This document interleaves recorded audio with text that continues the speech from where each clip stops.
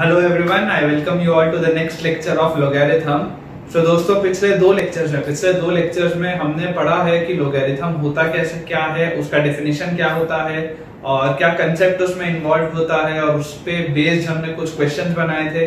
पिछले लेक्चर में हमने उसकी प्रॉपर्टीज देखी थी कि किस तरीके से लोगैरिथम ऐड होता है, सब्ट्रैक्ट होता है और कौन कौन सी प्रॉपर्टीज होती है, और उस पे हमने कल कुछ क्वेश्चंस भी बनाए थे। आज के लेक्चर में जैसा कि मैंने आपको कल कहा था कि हम सबसे पहले तो उसका ग्राफ पढ़ेंगे कि लोगैरिथम का ग्राफ होता क्या है, और साथ ही दोस्तों आज तक जेईई मेंस या एडवांस में जो सवाल प्योरली लोगैरिथम के आए हैं वो सारे के सारे सवालों की भी हम प्रैक्टिस करेंगे, सो दैट कि हमें पता हो कि किस तरीके के क्वेश्चंस आते हैं। इसके अलावा हम कुछ क्वेश्चंस की और भी प्रैक्टिस आज करने वाले हैं, right. So before I start this chapter, बेटा मैं आपको ये चीज बताऊं कि देखिए हमने यहाँ पे देखा था कि log x बेस a या log n बेस a, अगर मान लो इसकी वैल्यू x, तो अगर log n बेस a की बेटा वैल्यू x होती है तो हमें पता होता है कि n होता है a raised to the power x, और इसमें बेटा मैंने आपको बोला था कि ये जो बेस a होता है this must be greater than 0 and base a must not be equal to 1। अब क्योंकि आपका a हमेशा पॉजिटिव होना चाहिए और a क्योंकि कभी भी 1 नहीं हो सकता, तो मैं आपको बताऊं कि जनरली जो हम लोगैरिथम सॉल्व करते हैं, जनरली जो हम वैल्यूज भी कैलकुलेट करते हैं, वो दो स्पेसिफिक वैल्यूज पे ही जनरली मैथ्स में हम यूज करते हैं। पहला होता है लोगैरिथम किसी भी नंबर का बेस 10, ठीक है। बेस हम जनरली पहले तो 10 रखते हैं। जब आपका बेस 10 होता है तो बेटा उसे कहा जाता है कॉमन लोगैरिथम। जब आपका बेस 10 होता है तो उसे माना जाता है कॉमन लोगैरिथम। जनरली मान लो अगर सिर्फ log n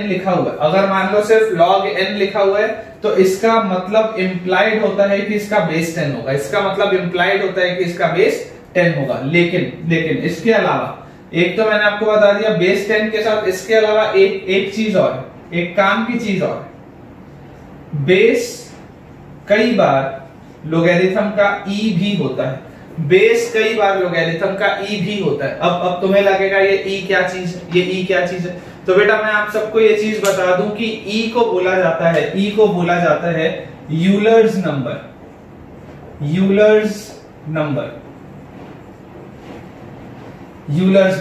होता क्या है ये e? होता क्या है तो बेटा e की जो वैल्यू होती है वो अप्रोक्सीमेटली होती है 2.71828 एंड सो ऑन। एक इरेशनल नंबर है, अप्रोक्सीमेटली इसकी ये वैल्यू होती है, और इसे सॉल्व करने का तरीका होता है e is equals to summation of n is equal to 0 से इंफिनिटी 1 अपॉन n फैक्टोरियल। अब तुम्हें बहुत सारी चीजें अलग अलग से दिख रही होंगी कि ये सर ने पता नहीं क्या क्या लिख दिया है, तो बेटा मैं आपको बता दूं कि ये जो e होता है इसका बेटा यूज आता है हायर मैथ्स, मतलब ये वाला फैक्टोरियल का सिंबल, ये समेशन का सिंबल, इस तरीके का इंफिनिटी तक का सम, ये सारी चीजें हम क्लास 12th में जब हम आएंगे तब पढ़ेंगे, ठीक है ना। तब आपको ये वाली चीज समझ में आएगी कि ये e आया कहां से। इस यूलर्स नंबर के बारे में आप अगर चाहें तो देखिए वीडियो में जो नीचे पे जो हमारे पास डिस्क्रिप्शन का सेक्शन है उसमें मैंने इसके बारे में डिटेल्स भी दी हुई है, ठीक है।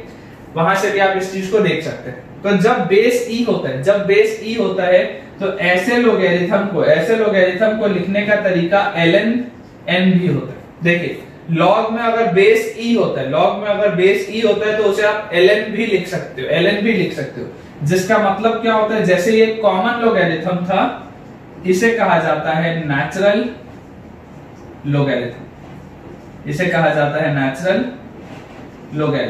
ठीक है। तो नेचुरल लोगैरिथम ऑफ n, जब भी किसी सवाल में ln n लिखा है, इसका मतलब इंप्लाइड है कि बेस क्या होगा, e होगा। तो एक ये वाली चीज आपको जानना जरूरी था आज का लेक्चर हमें स्टार्ट करने के पहले, जहां पे ई की वैल्यू हमें ध्यान रखना है। ई की वैल्यू होती है 2.71828 and so on. For calculation purposes generally हम इसे 2.71 मान के सॉल्व करते हैं।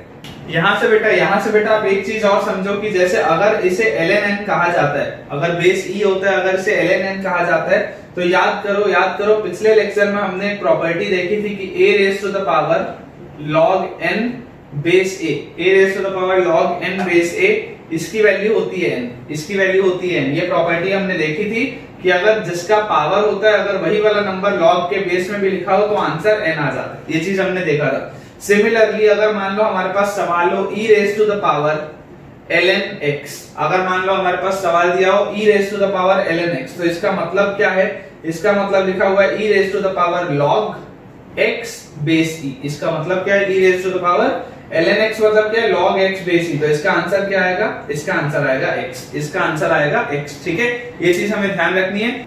ठीक है बेटा, अब हम क्योंकि हमने नेचुरल लॉगरिथम पढ़ लिया है, तो अब हम कोशिश करते हैं कि लॉगरिथम का ग्राफ कैसा होना चाहिए, लॉग का ग्राफ कैसा होना चाहिए, वो हम ट्राई करते हैं बनाना।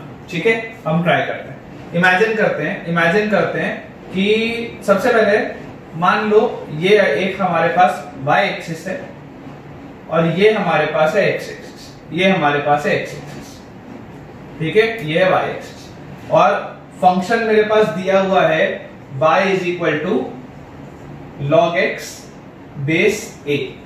फंक्शन मेरे पास दिया हुआ है y is equal to log x base a। अब एक चीज आपको एक चीज पता है कि a की वैल्यू 1 नहीं हो सकती, तो हम ऐसा करते हैं कि क्योंकि 1 नहीं हो सकती है और क्योंकि a की वैल्यू आपकी 0 भी नहीं हो सकती है, a की वैल्यू को 0 से बड़ा होना पड़ेगा, तो हम ऐसा करते हैं, हम a को 0 से 1 के बीच में लेते हैं। एक बार हम a को 0 से 1 के बीच में लेते हैं कि मान लेते हैं इस बेस में, यहाँ पे जो बेस है उसे हम मान लेते हैं उसकी वैल्यू कितनी है? हाफ है। ठीक है, और उसके बाद हम अलग अलग x की वैल्यूज को हम उसमें प्लॉट करने का ट्राई करते हैं। यहाँ पे इस a को मान लेता हूं मैं हाफ है और उसके बाद में x की अलग अलग वैल्यूज पे मैं ग्राफ प्लॉट करने का ट्राई करता हूँ। चलो, तो जैसे मान लो अगर मैं x की वैल्यू को लेता हूँ, हाफ से शुरू करते हैं। x की वैल्यू मान लो मैं लेता हूँ हाफ, तो अगर x की वैल्यू हाफ होगा तो मुझे बताओ बेटा y क्या है? y है log x बेस a, तो y आएगा log हाफ बेस हाफ। ध्यान से देखो, x की वैल्यू हाफ है और बेस की भी वैल्यू क्या है? हाफ। x की वैल्यू हाफ है और बेस की भी वैल्यू क्या है? हाफ। तो यहां से आपके पास बताओ y की वैल्यू कितनी आई? 1 आ गई। y की वैल्यू कितनी आ गई? 1 आ गई। तो अगर मैं अप्रोक्सीमेटली देखूं, अगर x की वैल्यू हाफ होती है, तो मेरे पास y कितना आता है? 1 आता है। मान लेते हैं ये वाला पॉइंट 1 है, ये वाला पॉइंट 2 है, ये वाला पॉइंट 3 है, ये वाला पॉइंट 4 है। अब अगर मान लो x की वैल्यू मैंने हाफ बोली थी, तो x की वैल्यू हाफ पे y की वैल्यू है 1, x की वैल्यू हाफ पे y की वैल्यू है 1, इस पॉइंट को मान लेते हैं 1। तो x की वैल्यू हाफ पे अप्रोक्सीमेटली हम बेटा इसका ग्राफ बनाने का ट्राई कर रहे हैं। x की वैल्यू हाफ पे देखो y की वैल्यू कितनी आ गई? 1 आ गई। y की वैल्यू कितनी आ गई? 1 आ गई। अब बेस तो मुझे सेम रखना है, क्योंकि मैं बेस अगर चेंज करूंगा तो मेरा ग्राफ तो बन नहीं पाएगा, बेस मुझे सेम रखना है। अब ऐसा करते हैं, x की वैल्यू हम एक बार रख के देखते हैं 1/4। x की वैल्यू हम रख के देखते हैं 1/4। अगर मान लो x की वैल्यू को मैं 1/4 रखता हूं, तो देखो y is equal to log 1/4 base half, log 1/4 base half. इसका आंसर बेटा आएगा 2। क्यों आएगा 2? क्योंकि जब मैं 1/2 का स्क्वायर करूंगा तो 1/4 आएगा, जब मैं 1/2 का होल स्क्वायर करूंगा तो 1/4 आएगा। तो यहां से मेरे पास बताओ कोऑर्डिनेट क्या आ गया? 1/4, 2। 1/4, 2। बहुत ध्यान से देखो, x की वैल्यू मैंने 1/4 ली थी, तो y की वैल्यू आई है 2। ठीक है, मैं अगर चाहूं बेटा, तो मैं डायरेक्टली भी तुमको बोल सकता हूं कि देखो इसका ऐसा ग्राफ होगा। Most of you must be knowing the graph की क्या होना चाहिए, बट एक बार ट्राई करते हैं ना, बनाने का ट्राई करते हैं, हो सकता है हमें कुछ ज्यादा बेटर समझ में आए। ठीक है, टेक्निक से बेटा पढ़ना है, रटना नहीं है कुछ। तो x की वैल्यू अगर हम 1/4 लेते हैं, तो देखो y की वैल्यू कितनी आ रही है? 2। मतलब अगर x की वैल्यू 1/4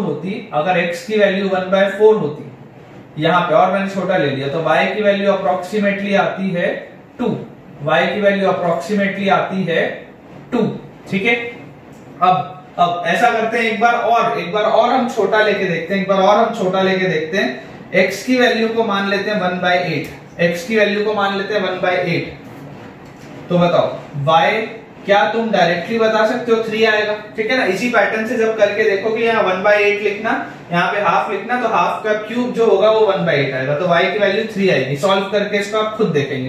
तो अगर y की वैल्यू 3 आएगी तो देखो 1/8 और छोटा होगा, ध्यान से देखो, मैंने हाफ इसको बोला था, फिर मैंने 1/4 इस पॉइंट को बोला, अब 1/8 और छोटा, तो 1/8 पे x की वैल्यू आ रही है 3, मान लेते हैं ये वाला पॉइंट 3 है, तो यहाँ पे मेरे पास आ गया मान लो 1/8 अप्रोक्सीमेट। ठीक है, अब ऐसा करते हैं, ये जो हमने बेटा देखो अभी x की कुछ वैल्यूज ली थी, अभी बेटा हमने जो x की कुछ वैल्यूज ली थी वो सारी की सारी वैल्यूज क्या थी? वो सारी की सारी वैल्यूज हमारी 1 से छोटी थी। ठीक है ना, हमको ये चीज तो पता है कि ये जो x की वैल्यू है इसे पॉजिटिव ही लेना पड़ेगा, इस x की वैल्यू को पॉजिटिव ही लेना पड़ेगा, हम नेगेटिव तो ले नहीं सकते, जीरो भी नहीं ले सकते। ठीक है, अब बेटा जैसे अगर मान लो मैं इसे सॉल्व करता हूं, मान लेते हैं अब x को 1 से बड़ा मानते हैं, अभी तक हम 1 से छोटा मान रहे थे, अब हम इसे 1 से बड़ा मानते हैं। मान लेते हैं x की वैल्यू है, कितनी मान ले इसको, इस बार मान लेते हैं, चलो 1 ही मान लेते हैं, x की वैल्यू 1 ही मान लेते हैं। तो अगर x की वैल्यू 1 मान लेंगे तो y क्या आ जाएगा? y आ जाएगा मेरे पास log 1 बेस हाफ। तो मुझे पता है कि अगर नंबर की जगह पे 1 लिखा होता है तो इसका आंसर हमेशा कितना आता है? 0। इसका आंसर हमेशा आता है 0। इसका मतलब बताओ मेरे को कोऑर्डिनेट कौन सा मिला? 1,0। कोऑर्डिनेट मुझे कौन सा मिला? 1,0। तो बताओ मुझे क्या 1,0 यहां पर होगा? क्या 1,0 यहां पर होगा? बहुत ध्यान से देखना जो हमारे पास बन रहा है। ठीक है, इसके बाद ऐसा कर लेते हैं बेटा, x की वैल्यू को मान लेते हैं 2।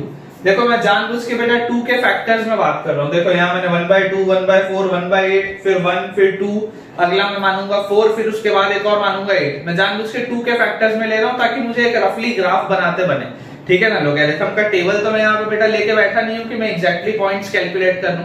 तो ग्राफ कभी भी जैसे याद करो जब आप क्लास 9th और 10th में लीनियर इक्वेशन का भी बनाते थे तो हम x और y की बेटा ऐसी वैल्यूज पुट करते थे सो दैट कि x और y की इंटीजर वैल्यूज है ताकि हमें प्लॉट करना आसान पड़े। मैं वही यहाँ पे भी कर रहा हूँ। ठीक है, अगर हम x की वैल्यू को 2 मानते हैं, तो y की वैल्यू बोलो कितनी आएगी? y की वैल्यू आएगी log 2 बेस हाफ। और इसका आंसर कितना आना चाहिए? इसका आंसर आएगा बेटा -1। इसका आंसर बेटा ध्यान से देखो बेटा आएगा -1। क्यों?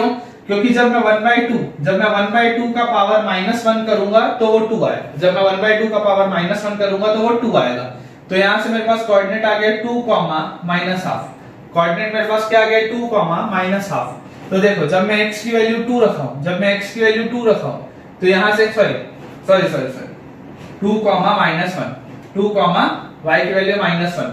तो देखो जब मैंने x की वैल्यू को 2 रखा है तो y की वैल्यू मेरे पास आई है बेटा -1। y की वैल्यू आई है बेटा मेरे पास -1 x की वैल्यू 2 रखने पे, ये आ गया ये वाला।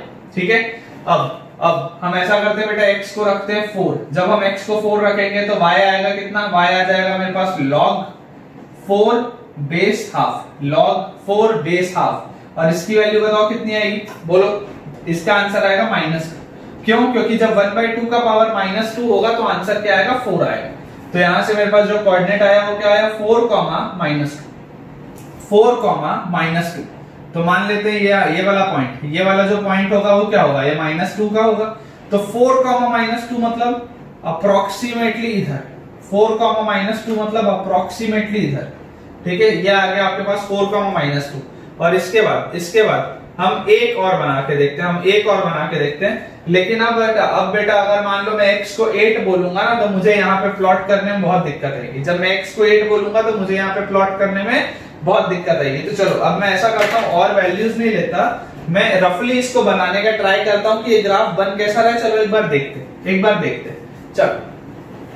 ठीक है ना, मेरी ड्रॉइंग बहुत ज्यादा अच्छी नहीं है तो कोई हंसेगा नहीं ग्राफ देख के। चलो कोशिश करते हैं बेटा, जब हम इसको ज्वाइन करेंगे तो देखो कुछ इस तरीके का देखो बेटा ग्राफ बन रहा है। ध्यान से देखो, अगर मैं रफ हैंड से बनाऊं तो कुछ इस तरीके का इसका ग्राफ बनना चाहिए। कुछ इस तरीके का इसका ग्राफ ऐसा बनना चाहिए, ऐसा ऐसा। और ये वाला देखो कौन से पॉइंट पे आ रहा है, ये आ रहा है मेरा 1,0, ये आ रहा है मेरे पास 1,0, ठीक है। ये वाला ग्राफ कब था, ये वाला ग्राफ तब था जब बेस ये वाला ग्राफ कब मैंने बनाया, ये वाला ग्राफ कब बना, ध्यान से देखना, when base which is a is less than 1 but greater than 0। Base हमेशा 0 से तो बड़ा ही होना चाहिए, लेकिन इस केस में मेरा बेस क्या है, 1 से छोटा है। मैंने आपको एक केस लेके बेटा बताया है, लेकिन जब भी आपके पास जो बेस है बेटा वो 1 से छोटा होगा, तो हमेशा जो ग्राफ होगा, हमेशा जो लॉग का ग्राफ होगा वो इस तरीके का होगा, ऐसा डिक्रीजिंग होगा, इस तरीके का ऐसा डिक्रीजिंग होगा। और ये क्या है, ये है y is equals to log x base half का ग्राफ, ये है y is equals to log x base half का ग्राफ। अब इस ग्राफ से हम क्या क्या चीज देख सकते हैं, इस ग्राफ से हम क्या क्या चीज देख सकते हैं। सबसे पहली चीज बेटा, सबसे पहली चीज जो मुझे समझ में आती है, कि अगर बेटा x जो कि नंबर है यहाँ पे x, अगर x और ये बेस, जब ये नंबर और ये बेस दोनों के दोनों 1 के सेम साइड है, ध्यान से देखो। अभी यहाँ पे देखो क्या हो रहा है, ये 1 से छोटा है आपका बेस भी आपका 1 से छोटा है। और जब तक x 1 से छोटा था, तब तक देखो आपका log का ग्राफ क्या था, पॉजिटिव था। बहुत ध्यान से देखो, जब तक आपका x यहां पर था, तब तक log का ग्राफ कहां था, log का ग्राफ आपके पास पॉजिटिव था। लेकिन जैसे ही आपका बेस 1 से छोटा रह गया, और जैसे ही नंबर आपका 1 से बड़ा होने लग गया, जैसे ही आपका नंबर 1 से बड़ा होने लग गया, तब आपके पास log का ग्राफ कहां चले गया, नेगेटिव हो गया। log का ग्राफ कहां चले गया, नेगेटिव हो गया। तो जो पहली चीज हम इससे देख सकते हैं, और जो सबसे इंपॉर्टेंट चीज है, when the base and the number lie on the same side of unity मतलब क्या है, यूनिटी मतलब होता है 1। When the base and the number lie on the same side of unity, जब बेस और नंबर दोनों के दोनों सेम साइड में यूनिटी के, then the logarithm values are positive। ठीक है, ये हमें ध्यान रखना है कि जब आपके पास बेस और नंबर दोनों के दोनों 1 के सेम साइड होते हैं, तब लोगैरिथमिक वैल्यूज क्या होती हैं, पॉजिटिव होती हैं। else they are negative, है ना। बहुत इंपॉर्टेंट पॉइंट कि अगर मान लो बेस आपका 1 से छोटा है, लेकिन अगर नंबर आपके पास 1 से बड़ा आ गया, तब आपके पास बेटा जो ग्राफ होगा लॉग का, वो क्या हो गया, देखो नेगेटिव हो गया। वो y एक्सिस के नीचे वाले पार्ट में उतर रहा है, नेगेटिव हो चुका है। ठीक है, एक बार जल्दी से आप लोग बेटा इतने को नोट डाउन करो। इसके बाद हम अगला केस लेंगे। अगले केस में हम क्या करेंगे, यहाँ पर हमने बेस को 1 से छोटा माना था, हाफ की वैल्यू लेके निकाला था। अब मैं आपको एक बार वैल्यू को 1 से बड़ा मान के बताता हूँ कि ग्राफ किस तरीके का बनता है। इसे जल्दी से नोट डाउन करो, बहुत इंपॉर्टेंट। ठीक है बेटा, ठीक है। अब हम वापस से ग्राफ बनाएंगे। और इस बार हम क्या करने वाले हैं, इस बार बेटा हम जो बेस लेंगे वो 1 से बड़ा लेंगे। अब हम बेस को 1 से बड़ा लेके देखते हैं। तो हमारे पास y है log x base a, and this time base will be greater than 1, तो लेट हम मान लेते हैं a is equal to 2। Base को इस बार 2 मान के सॉल्व करते हैं। लास्ट वाले केस में हमने हाफ माना था, इस बार हम 2 लेके सॉल्व करते हैं। ठीक है, ये वाला आपका हो गया y, ये आपका हो गया x। चलो ठीक। अब मान लेते हैं लेट मान लेते हैं हाफ, x की वैल्यू को हम मान लेते हैं हाफ। अगर मान लो x की वैल्यू को मैं हाफ मानता हूं, मतलब कि 1 से छोटा मानता हूं, ये बात तो आपको सबको अभी तक क्लियर हो गई होगी कि इस x की वैल्यू को मुझे पॉजिटिव ही लेना पड़ेगा, पॉजिटिव ही लेना पड़ेगा, 0 से तो बड़ा लेना पड़ेगा, ठीक है ना। अगर मान लो मैं x की वैल्यू को हाफ मानता हूं तो बेटा यहां से आप देखो y क्या आएगा, y आएगा log हाफ, और बेस इस बार क्या है, बेस है 2, बेस है कितना 2, तो इसका आंसर बताओ कितना आ जाएगा, इसका आंसर आ जाएगा -1, क्योंकि जब मैं 2 का पावर -1 करूंगा तब हाफ आएगा, जब मैं 2 का पावर -1 करूंगा तब हाफ आएगा। तो यहां से बताओ मेरे पास कोऑर्डिनेट क्या आ गया, यहां से मेरे पास कोऑर्डिनेट आ गया हाफ कॉमा -1, हाफ कॉमा -1। तो मान लेते हैं बेटा ये वाला पॉइंट, मान लेते हैं बेटा ये वाला जो पॉइंट है वो है 1, ये वाले पॉइंट को मान लेते हैं 2, ये वाले पॉइंट को मान लेते हैं 3, ये वाले पॉइंट को मान लेते हैं 4, ठीक है। और हमारे पास जो कोऑर्डिनेट आया वो आया है हाफ कॉमा -1, तो ये नीचे वाले पॉइंट को मान लेता हूं मैं -1, तो हाफ यहां पर कहीं पे होगा, तो अप्रोक्सीमेटली यहां पर मेरा पॉइंट आएगा, ठीक है। उसके बाद पहला हमने x को हाफ मान के निकाला, अब हम ऐसा करते हैं, let x is equal to 1/4, एक बार x को 1/4 मान के देखते हैं। अगर x की वैल्यू 1/4 होगी तो बताओ y की वैल्यू कितनी आ जाएगी, log 1/4 बेस 2, बेस तो अभी तो ये बेस हम चेंज नहीं कर सकते, क्योंकि अगर आप बेटा बेस चेंज कर दोगे तो प्लॉट कैसे होगा, कोई भी दो चीजें चेंज हो सकती है ना। जैसे मैं log x को x के रिस्पेक्ट में प्लॉट कर सकता हूं, या मैं log x को बेस के रिस्पेक्ट में प्लॉट कर सकता हूं। मैं दोनों चीजें चेंज कर दूंगा तो काम नहीं चलेगा। मैं आपको बेस के रिस्पेक्ट वाला भी अभी कर्व बताऊंगा, मैं आपको वो भी बताऊंगा कि अगर बेस अलग अलग हो और अगर x सेम हो तो क्या है, वो भी मैं आपको बताऊंगा, घबराना नहीं, अभी सब कुछ आएगा। चलो यहां से बताओ इसका आंसर कितना आएगा, इसका आंसर आएगा -2। क्यों आएगा -2, क्योंकि जब मैं 2 रेज़ टू द पावर -2 करूंगा, जब मैं 2 रेज़ टू द पावर -2 करूंगा तब मेरे पास बेटा आंसर आएगा जब मेरे पास आंसर आएगा 1/4। तो यहां से बताओ कोऑर्डिनेट क्या आ गया, 1/4 कॉमा x की वैल्यू 1/4 जब मैंने रखी थी तो y आया -2, तो बताओ 1/4 कहां पर होगा, 1/4 कहां पे होगा, अगर 1/2 यहां पे था तो 1/4 इसके आधे में होगा, और -2 इसको हम मान लेते हैं -2, तो 1/4 लगभग इधर होगा, है ना। और मैंने उसको और पतला कर दिया, ठीक है। चलो इसके बाद अब बेटा ऐसा करते हैं, अगली वैल्यू मानते हैं, थर्ड वैल्यू, ठीक है ना। इनफ हम वैल्यूज मान के देखेंगे ताकि हमें ग्राफ का आइडिया लग जाए। Let x is equal to मान लेते हैं इस बार 1/8, जैसे लास्ट वाले केस में हमने किया था वैसे ही करेंगे। देखो डिटेल में पढ़ना है बेटा, घबराना नहीं है, ठीक है ना, डिटेल में पढ़ना है। एक बार पढ़ो, अच्छे से पढ़ो ताकि दिमाग में रहे, ये नहीं कि एक बार पढ़ा फिर आधा पढ़ा, फिर अगले बार किसी और से पढ़ रहे हैं, फिर वो कुछ पढ़ा रहे हैं, फिर हमको कुछ समझ में नहीं आ रहा है, ऐसा नहीं करना है। एक बार पढ़ेंगे, डिटेल में पढ़ेंगे, बढ़िया सा पढ़ेंगे, ठीक है।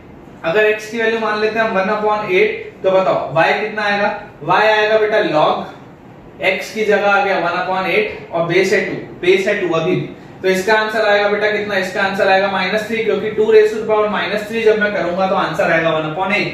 तो यहां से बताओ मेरे पास कोऑर्डिनेट क्या आया, यहां से मेरे पास कोऑर्डिनेट आया 1/8 -3। इसका मतलब बेटा यहाँ पे देखो 1/8 और आधा होगा, तो ये अगर -3 है तो 1/8 बिल्कुल इस तरीके का, ठीक है, एकदम ऐसा होते जा रहा है और पास आते जा रहा है वो y एक्सिस के। इसके बाद चौथी वैल्यू हम मान लेते हैं। अभी हमने जैसे 3 वैल्यूज मानी, किसमें हमने 3 वैल्यूज मानी हमारी 1 से छोटी, अब हम मानते हैं x को 1 से बड़ा, तो लेट सबसे पहले ऐसा करते हैं 1 मान लेते हैं। अगर x की वैल्यू 1 होगी तो बताओ y क्या आएगा, y आएगा log 1/2, जिसका आंसर कितना होता है, 0 होता है। मतलब कोऑर्डिनेट मेरे पास क्या आया, कोऑर्डिनेट आया 1,0, कोऑर्डिनेट आया 1,0 ही कोऑर्डिनेट याद करो, लास्ट वाले केस में आया था। इसके बाद मान लेते हैं let x is equal to 2 मान लेते हैं। अगर x की वैल्यू 2 होगी तो y बताओ कितना आएगा, log 2/2, जिसका आंसर कितना होता है, log 2/2 होता है 1। तो कोऑर्डिनेट क्या आ गया मेरे पास, कोऑर्डिनेट मेरे पास आ गया 2,1, कोऑर्डिनेट मेरे पास आ गया 2,1। तो ध्यान से देखो 2,1, 1 कहां पर आएगा, 1 यहां पर होगा, तो 2,1 बताओ कहां पे होगा, 2,1 होगा यहाँ, 2,1 होगा बेटा यहाँ। इसके बाद एक और let x is equal to मान लेते हैं 4, x इज इक्वल टू मान लेते हैं बेटा 4, तो y बताओ कितना आएगा, y आएगा log 4 बेस 2, और log 4 बेस 2 होता है 2, मतलब कोऑर्डिनेट मेरे पास आ गया कितना 4,2, कोऑर्डिनेट मेरे पास आ गया कितना 4,2। तो अगर 4,2 मेरे पास कोऑर्डिनेट आया है, 2 वाला अगर पॉइंट यहां पर है, तो बताओ 4,2 अप्रोक्सीमेटली बेटा यहां होगा, 4,2 अप्रोक्सीमेटली बेटा यहां होगा। अगर मान लो मैं वापस से इस ग्राफ को प्लॉट करने की कोशिश करूं, क्योंकि इनफ मेरे पास पॉइंट्स आ चुके हैं। एक चीज बेटा आप ध्यान दो, लीनियर इक्वेशन जब हम बना रहे होते हैं तब हमें सिर्फ और सिर्फ मिनिमम 2 पॉइंट की जरूरत होती है, और अगर मेरे पास 2 पॉइंट्स आ जाएंगे तो स्ट्रेट लाइन उसमें से बन जाएगी। लेकिन ये वाले सिचुएशन में बेटा हमें कम से कम 5, 6, 7 पॉइंट्स अलग अलग निकालने चाहिए, सो दैट कि एक एक्यूरेट ग्राफ हमें पता चल पाए। तो चलो इसको जब हम बेटा प्लॉट करेंगे, देखो किस तरीके का ट्रेंड आ रहा है, अप्रोक्सीमेटली ऐसा, मतलब कि ये है कि आपका x जैसे जैसे छोटा होते जाएगा वैसे वैसे ये वाला कर्व y एक्सिस के पास आता जाएगा। मतलब अगर ये y एक्सिस है और अगर ये वाला कर्व है तो ये उसके उतना पास आता रहेगा, जुड़ेगा नहीं, पास आता जाएगा, ठीक है, पास आता जाएगा। और यहां पर देखो आपके पास x जैसे जैसे बढ़ता जा रहा है तो ये कर्व आगे बढ़ रहा है, अब आप ध्यान से देखो, जैसा हमने लास्ट वाले में ऑब्जर्व किया था, अगर हम इसमें भी वो ऑब्जर्व करने की बात करें, सेम स्टेटमेंट, व्हेन बेस, यहाँ पे देखो बेस क्या है, बेस आपका 1 से बड़ा है, when base and number lie on the same side of unity, जब बेस भी 1 से बड़ा है और नंबर भी 1 से बड़ा है, तो बताओ लॉगरिथमिक वैल्यूज क्या है, लॉगरिथमिक वैल्यूज है positive. When base is greater than 1 and number is greater than 1, when base is greater than 1 and number is greater than 1, तो हमारे पास लॉग की जो वैल्यूज है वो क्या आ रही है, लॉग की वैल्यूज आ रही है हमारे पास पॉजिटिव, लेकिन जब बेस 1 से बड़ा है, और नंबर जो है वो आपका 1 से छोटा है, लेकिन 0 से तो बड़ा ही है। नंबर अगर आपका 1 से छोटा है लेकिन 0 से तो बड़ा ही है, उस सिचुएशन में देखो लॉग की वैल्यूज क्या आ रही है, लॉग की वैल्यूज आ रही है नेगेटिव, जो हमने लास्ट वाले स्टेटमेंट में लिखा था वही चीज। ये बहुत इंपॉर्टेंट पॉइंट है, मैं एक बार आप लोगों को लिखवा भी देता हूं, एक बार आप लोग सब लोग नोट डाउन कर लो, जो मैं आपको पॉइंट बोल रहा हूं आप लोग नोट डाउन कर लो। If the number and the base are on the same side of unity, if the number and the base are on the same side of unity, then the logarithm is positive, जब दोनों एक तरफ होते हैं तो logarithm positive होता है। If the number and the base are on different sides of unity, then the logarithm is negative, याद करो आप लोग, जो पिछला वाला केस में हमारे पास ग्राफ आया था, अगर मैं आपको वो बना के बताऊं, देखो कुछ इस तरीके का हमारे पास था, जब बेस की वैल्यू हाफ थी जो कि 1 से छोटा है, तो इस तरीके का ग्राफ आया था, जहां पे ये वाला जो पॉइंट था वो 1 था, है ना, ये y था, ये x था, और बेस की वैल्यू थी हाफ। तो आप ध्यान से देखो, when the number and the base lie on the same side, तो logarithm की वैल्यू पॉजिटिव, और जब नंबर और बेस अलग अलग साइड होते हैं, बेस छोटा है या नंबर बड़ा है, तो लोगैरिथम की वैल्यू नेगेटिव, ठीक है, इसको हमें ध्यान देना है, लोगैरिथम की वैल्यू नेगेटिव। चल, आई होप आप सबको ये चीज क्लियर होगी,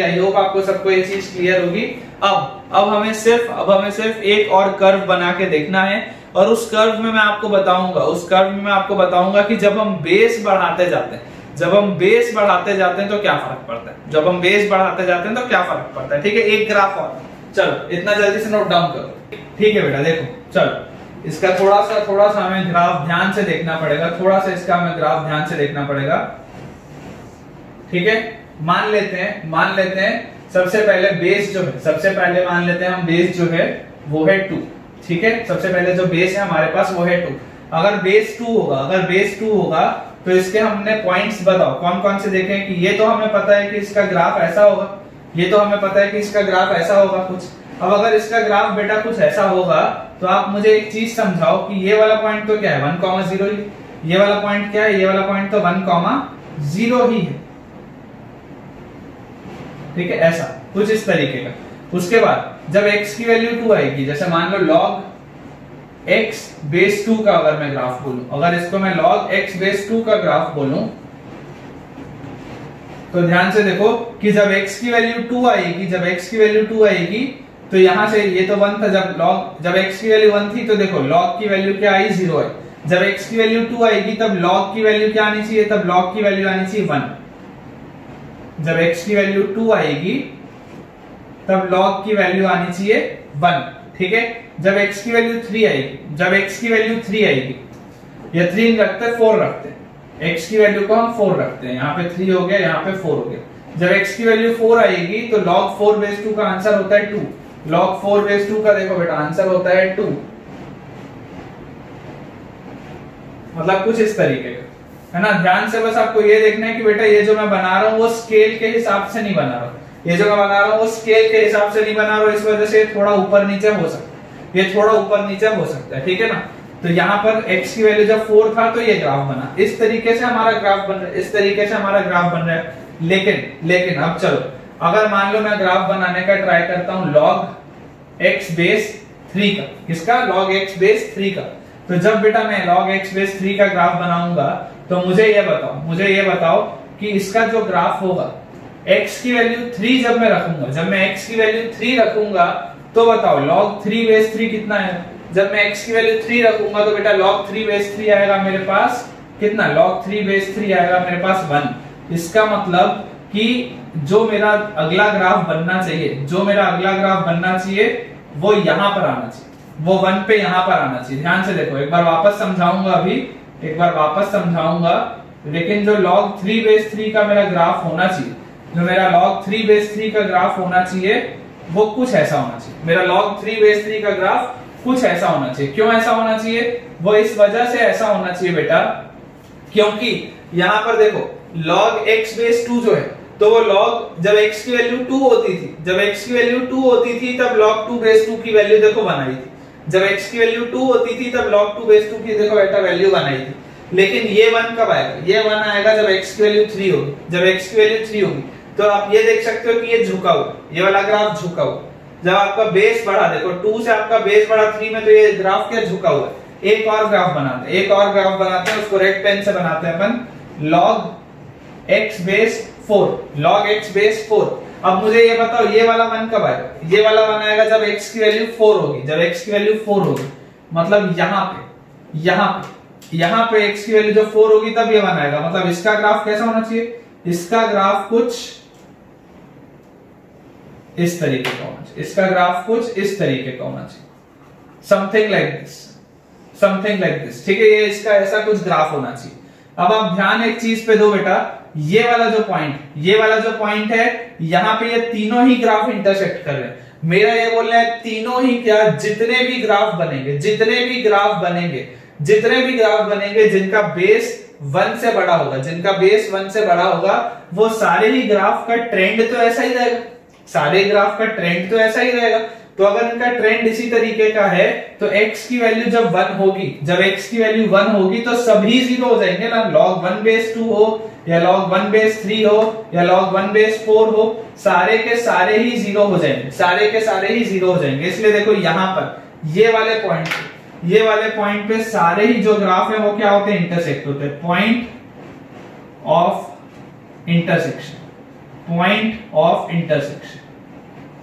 इसका मतलब क्या समझ सकते हो, इसका मतलब बेटा तुमको ये समझना चाहिए कि जैसे जैसे बेस बढ़ता है वैसे वैसे देखो क्या हो रहा है, जैसे जैसे बेस बढ़ता है बेटा वैसे वैसे आपके पास ये ग्राफ जो है झुकता जा रहा है। जैसे जैसे बेस बढ़ता है वैसे वैसे ये ग्राफ झुकता जा रहा है। इस लॉजिक से अगर मैं आपको बोलूं कि बेटा मुझे बताओ y is equal to ln x, y is equal to ln x, इसका ग्राफ कैसा होना चाहिए बताओ, y is equal to ln x। तो मुझे क्या पता है, ये होता है log x बेस e, या इसे मैं बोल सकता हूं log x बेस 2.71 अप्रोक्सीमेटली 2.71828 इस तरीके का होता है, अप्रोक्सीमेटली मान लेते हैं चलो 2.71। तो 2.71 कहां पे होगा, 2 और 3 के बीच में होगा, है या नहीं। 2.71 कहां पे होगा, 2 और 3 के बीच में होगा। इसका मतलब कि अगर मान लो मुझे ln x का ग्राफ बनाना है, अगर मान लो मुझे ln x का ग्राफ बनाना है, तो वो ग्राफ कैसा बनना चाहिए, ln x का बेटा जो ग्राफ होगा, ln x का बेटा देखो जो ग्राफ होगा वो कुछ ऐसा आना चाहिए। ln x का ग्राफ कुछ ऐसा आना चाहिए, ln x का ग्राफ कुछ ऐसा आना चाहिए। समझ पा रहे हो सब, ठीक है ना। थोड़ा सा बेटा कॉम्प्लिकेटेड है, लेकिन अगर अपन समझ जाएंगे ना तो बहुत बढ़िया रहेगा, बहुत बढ़िया रहेगा। अगर आप बेटा चाहो तो आप इस वीडियो को एक बार यहाँ पर पॉज करके वापस देख सकते हो, एक बार आप इस वीडियो को यहाँ पे पॉज करके रिवाइंड करके वापस देख सकते हो। लेकिन ये बहुत इंपॉर्टेंट चीज है, ये बहुत इंपॉर्टेंट चीज है, ये समझना जरूरी है हमें। देखो इस तरीके से आप देखो, ये देखो सारे के लिए x की जब मतलब अलग अलग x की वैल्यू पे y बना रहे हैं, ये ग्राफ क्या और झुकते जा रहे हैं, ये ग्राफ क्या और झुकते जा रहे हैं, सारे के सारे ग्राफ झुकते जा रहे हैं। अगर आप चाहो तो इसको आप इंटरनेट पे भी सर्च करके देख सकते हो, वहां पे आपको जो ग्राफ मिलेगा वो विद स्केल मिलेगा, ठीक है। ये बहुत बढ़िया, बहुत इसका बढ़िया ग्राफ बनेगा, इसको जल्दी से आप लोग बेटा नोट डाउन करो, ठीक है बेटा। अब अगर हमने ग्राफ देख लिया तो कुछ प्रॉपर्टीज हैं जो हम ग्राफ से देख सकते हैं, तो एक बार मैं आपको जल्दी वो प्रॉपर्टीज बता देता हूँ, उसके बाद हम फिर अपने क्वेश्चंस की प्रैक्टिस स्टार्ट करेंगे, ठीक है।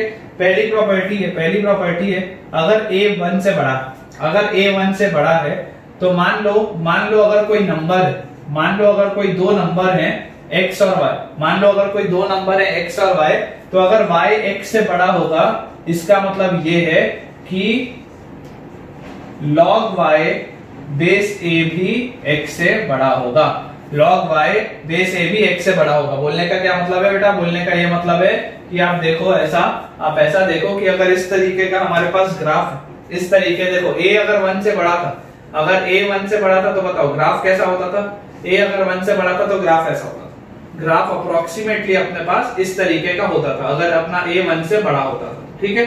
अगर a 1 से बड़ा और अगर ग्राफ ऐसा, तो देखो if x is greater than y, sorry if y is greater than x, if y is greater than x, मान लेते हैं अगर y कहीं यहाँ पर है, अगर y कहीं यहाँ पर है, और मान लेते हैं अगर x कहीं यहाँ पर है, मान लेते हैं अगर x कहीं यहाँ पर है, तो देखो log y जो होगा, ये जो log y आएगा वो log x से बड़ा होगा। ये log y जो आएगा, ये वाला पॉइंट क्या होगा, ये वाला पॉइंट log y होगा, और ये वाला पॉइंट क्या होगा, ये वाला पॉइंट log x होगा।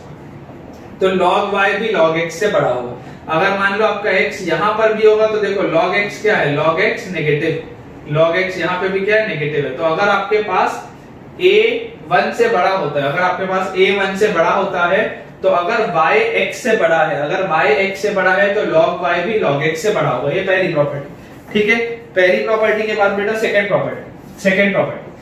प्रॉपर्टी बेटा आपको बोलती है कि अगर a 1 से छोटा है, ऑब्वियसली 0 से तो बड़ा होगा, अगर a 1 से छोटा है, अगर a 1 से छोटा है, और अगर मान लो हमें बोला जाता है कि y जो है वो x से बड़ा है, अगर हमें बोला जाता है y जो है वो x से बड़ा है, तो इसका ये मतलब होता है कि log x बेस a बड़ा होगा log y बेस a के। ध्यान दो यहाँ पे इनइक्वालिटी रिवर्स हो गई।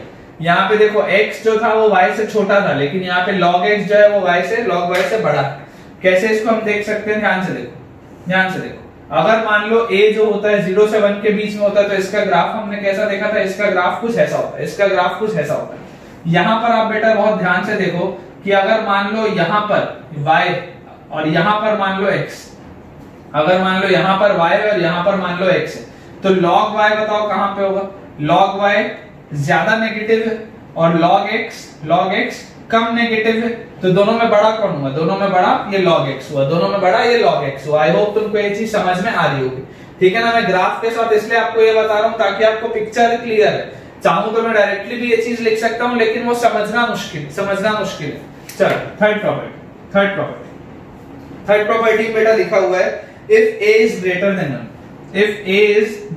1, अगर a मेरा 1 से बड़ा होता है और अगर log x बेस a अगर ये p से बड़ा होगा, अगर ये p से बड़ा होगा तो इसका मतलब होता है कि x भी a raise to the power p से बड़ा होगा, x भी a raise to the power p से बड़ा होगा। बहुत लॉजिक से आप देखो, सिंपली समझो कि अगर log x बेस a की वैल्यू p होती थी तो a की पावर p x के बराबर होता था ना। तो वैसे यहाँ पे अगर ये इनइक्वालिटी का साइन है तो यहाँ पे भी इनइक्वालिटी का साइन आएगा, बाकी तो वही रूल है ना, बाकी तो रूल वही है। अब इसको हम कैसे एक्सप्लेन कर सकते हैं, इसको हम कैसे एक्सप्लेन कर सकते हैं, ध्यान से देखो। अगर log x base a is greater than p, अगर log x base a is greater than p, imagine करके देखते हैं। चलो अगर a 1 से बड़ा लेना है तो हम ऐसा ले लेते हैं log 4 बेस, या 4 नहीं लेते, चलो log 8 base 2, log 8 base 2। a को देखो मैंने क्या लिया, a को मैंने 1 से बड़ा लिया, log 8 बेस 2। अगर मान लो दिस इज ग्रेटर देन मान लेते हैं हम 2, log x base a is greater than p था तो log 8 बेस 2 अगर मान लो मैं बोल देता हूं कि 2 से बड़ा है, log 8 बेस 2 मान लेते हैं, अगर मैं बोल देता हूं कि 2 से बड़ा है तो इसका मतलब क्या होगा, इसका मतलब ये होगा कि आपके पास 8 जो होगा उसे 2 स्क्वायर से बड़ा होना पड़ेगा, 8 जो होगा उसे 2 स्क्वायर से बड़ा होना पड़ेगा, 8 जो होगा उसे 2 स्क्वायर से बड़ा होना पड़ेगा। तो हमें पता है कि ठीक है 8 4 से बड़ा होता है तो कोई दिक्कत नहीं, नोट डाउन करो। चलो अगली प्रॉपर्टी लिखा है, अगर a 1 से बड़ा है, अगर a 1 से बड़ा है और अगर log x बेस a मान लेते हैं p से छोटा है, मान लेते हैं log x base a p से छोटा है, तो इसका ये मतलब होता है कि x को a raise to the power p से छोटा होना पड़ेगा, x को a raise to the power p से छोटा होना पड़ेगा। देखो इस सारी चीजों का यूज किस में आएगा, जब हम लोगरिथमिक इनइक्वालिटीज पढ़ेंगे ना 2-3 लेक्चर बाद, तब उसमें यही चीज यूज आएगी। ठीक है, तो x जो होगा वो a की पावर p से छोटा होगा। करके देख लेते हैं, मान लेते हैं log, वापस से वही ले लेते हैं 8 बेस 2, log 8 बेस 2। अगर मान लो ये आपके पास 4 से छोटा है, अगर मान लो ये आपके पास 4 से छोटा है, यहाँ पे देखो मुझे पता है ना यार कि log 8 बेस 2 होता है, वो क्या होता है, log 8 बेस 2 3 होता है, तो 3 को इसलिए मैंने यहाँ पे नंबर 2 लिया था ताकि इनइक्वालिटी मेरी गलत ना। वैसे उसी लॉजिक से अगर मैं देखूंगा यहाँ पे तो देखो log 8 बेस 2 मुझे पता है 3 होता है, और अगर मुझे यहाँ दिख रहा है लेस देन वाला साइन लगाना है, इस वजह से मैंने यहाँ पे p किसका क्या लिया है, 4 लिया। तो 4 से बड़ा 5 6 7 कुछ भी ले सकते हो। तो देखो अगर log 8 बेस 2 आपका 4 से बड़ा है, इसका मतलब 8 will be less than 2 raise to the power 4, और हमें पता है 2 की पावर 4 क्या होता है, 16 होता है। तो सही है, जो चीज लिखा है वो सही है। ठीक है, इसके बाद दो प्रॉपर्टी और है, ऐसा करता हूं मैं यहाँ ऊपर लिख देता हूँ, यहाँ पे मैं ऊपर लिख देता हूँ। फिफ्थ प्रॉपर्टी हमारे पास है कि अगर मान लो आपके पास बेस जो है वो 1 से तो छोटा है लेकिन 0 से बड़ा है, 1 से तो छोटा है लेकिन 0 से बड़ा है। अब अगर मान लो आपके पास बेटा log x base a is greater than p था, अगर मान लो आपके पास log x base a is greater than p था, तो इसका मतलब क्या होगा, इसका मतलब ये होगा कि x will be less than a raise to the power p, x will be less than a raise to the power p। और ये तो चीज हमें पता ही है कि x को तो 0 से बड़ा होना ही है, क्योंकि x क्या है, नंबर है, तो 0 से तो बड़ा होना ही है। मतलब इसमें हमने क्या देखा कि जब आपका बेस जो होता है वो 1 से छोटा होता है तो इस तरीके वाली इनइक्वालिटी में देखो साइन चेंज हो जाता है। एक बार इसका भी हम एग्जांपल लेके देख लेते हैं।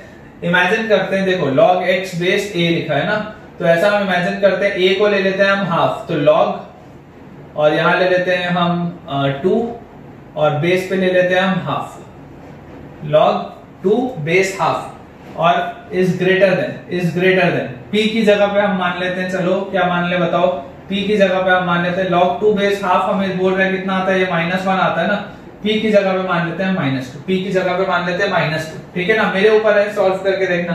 तो अगर इस तरीके का रिजल्ट आएगा कि log 2 बेस हाफ मुझे पता है -1 होता है, तो -1 -2 से बड़ा होता है। ठीक है, तो इसका क्या मतलब है, इसका ये मतलब है कि x जो होगा x क्या था, 2 था, this will be less than a raise to the power p, मतलब half raise to the power p कितना है, p है -2। अच्छा देख लेते हैं, तो देखो हाफ का पावर -1 जब होगा तो क्या हो जाएगा, वो 2 हो जाएगा और 2 का स्क्वायर हो जाएगा 4।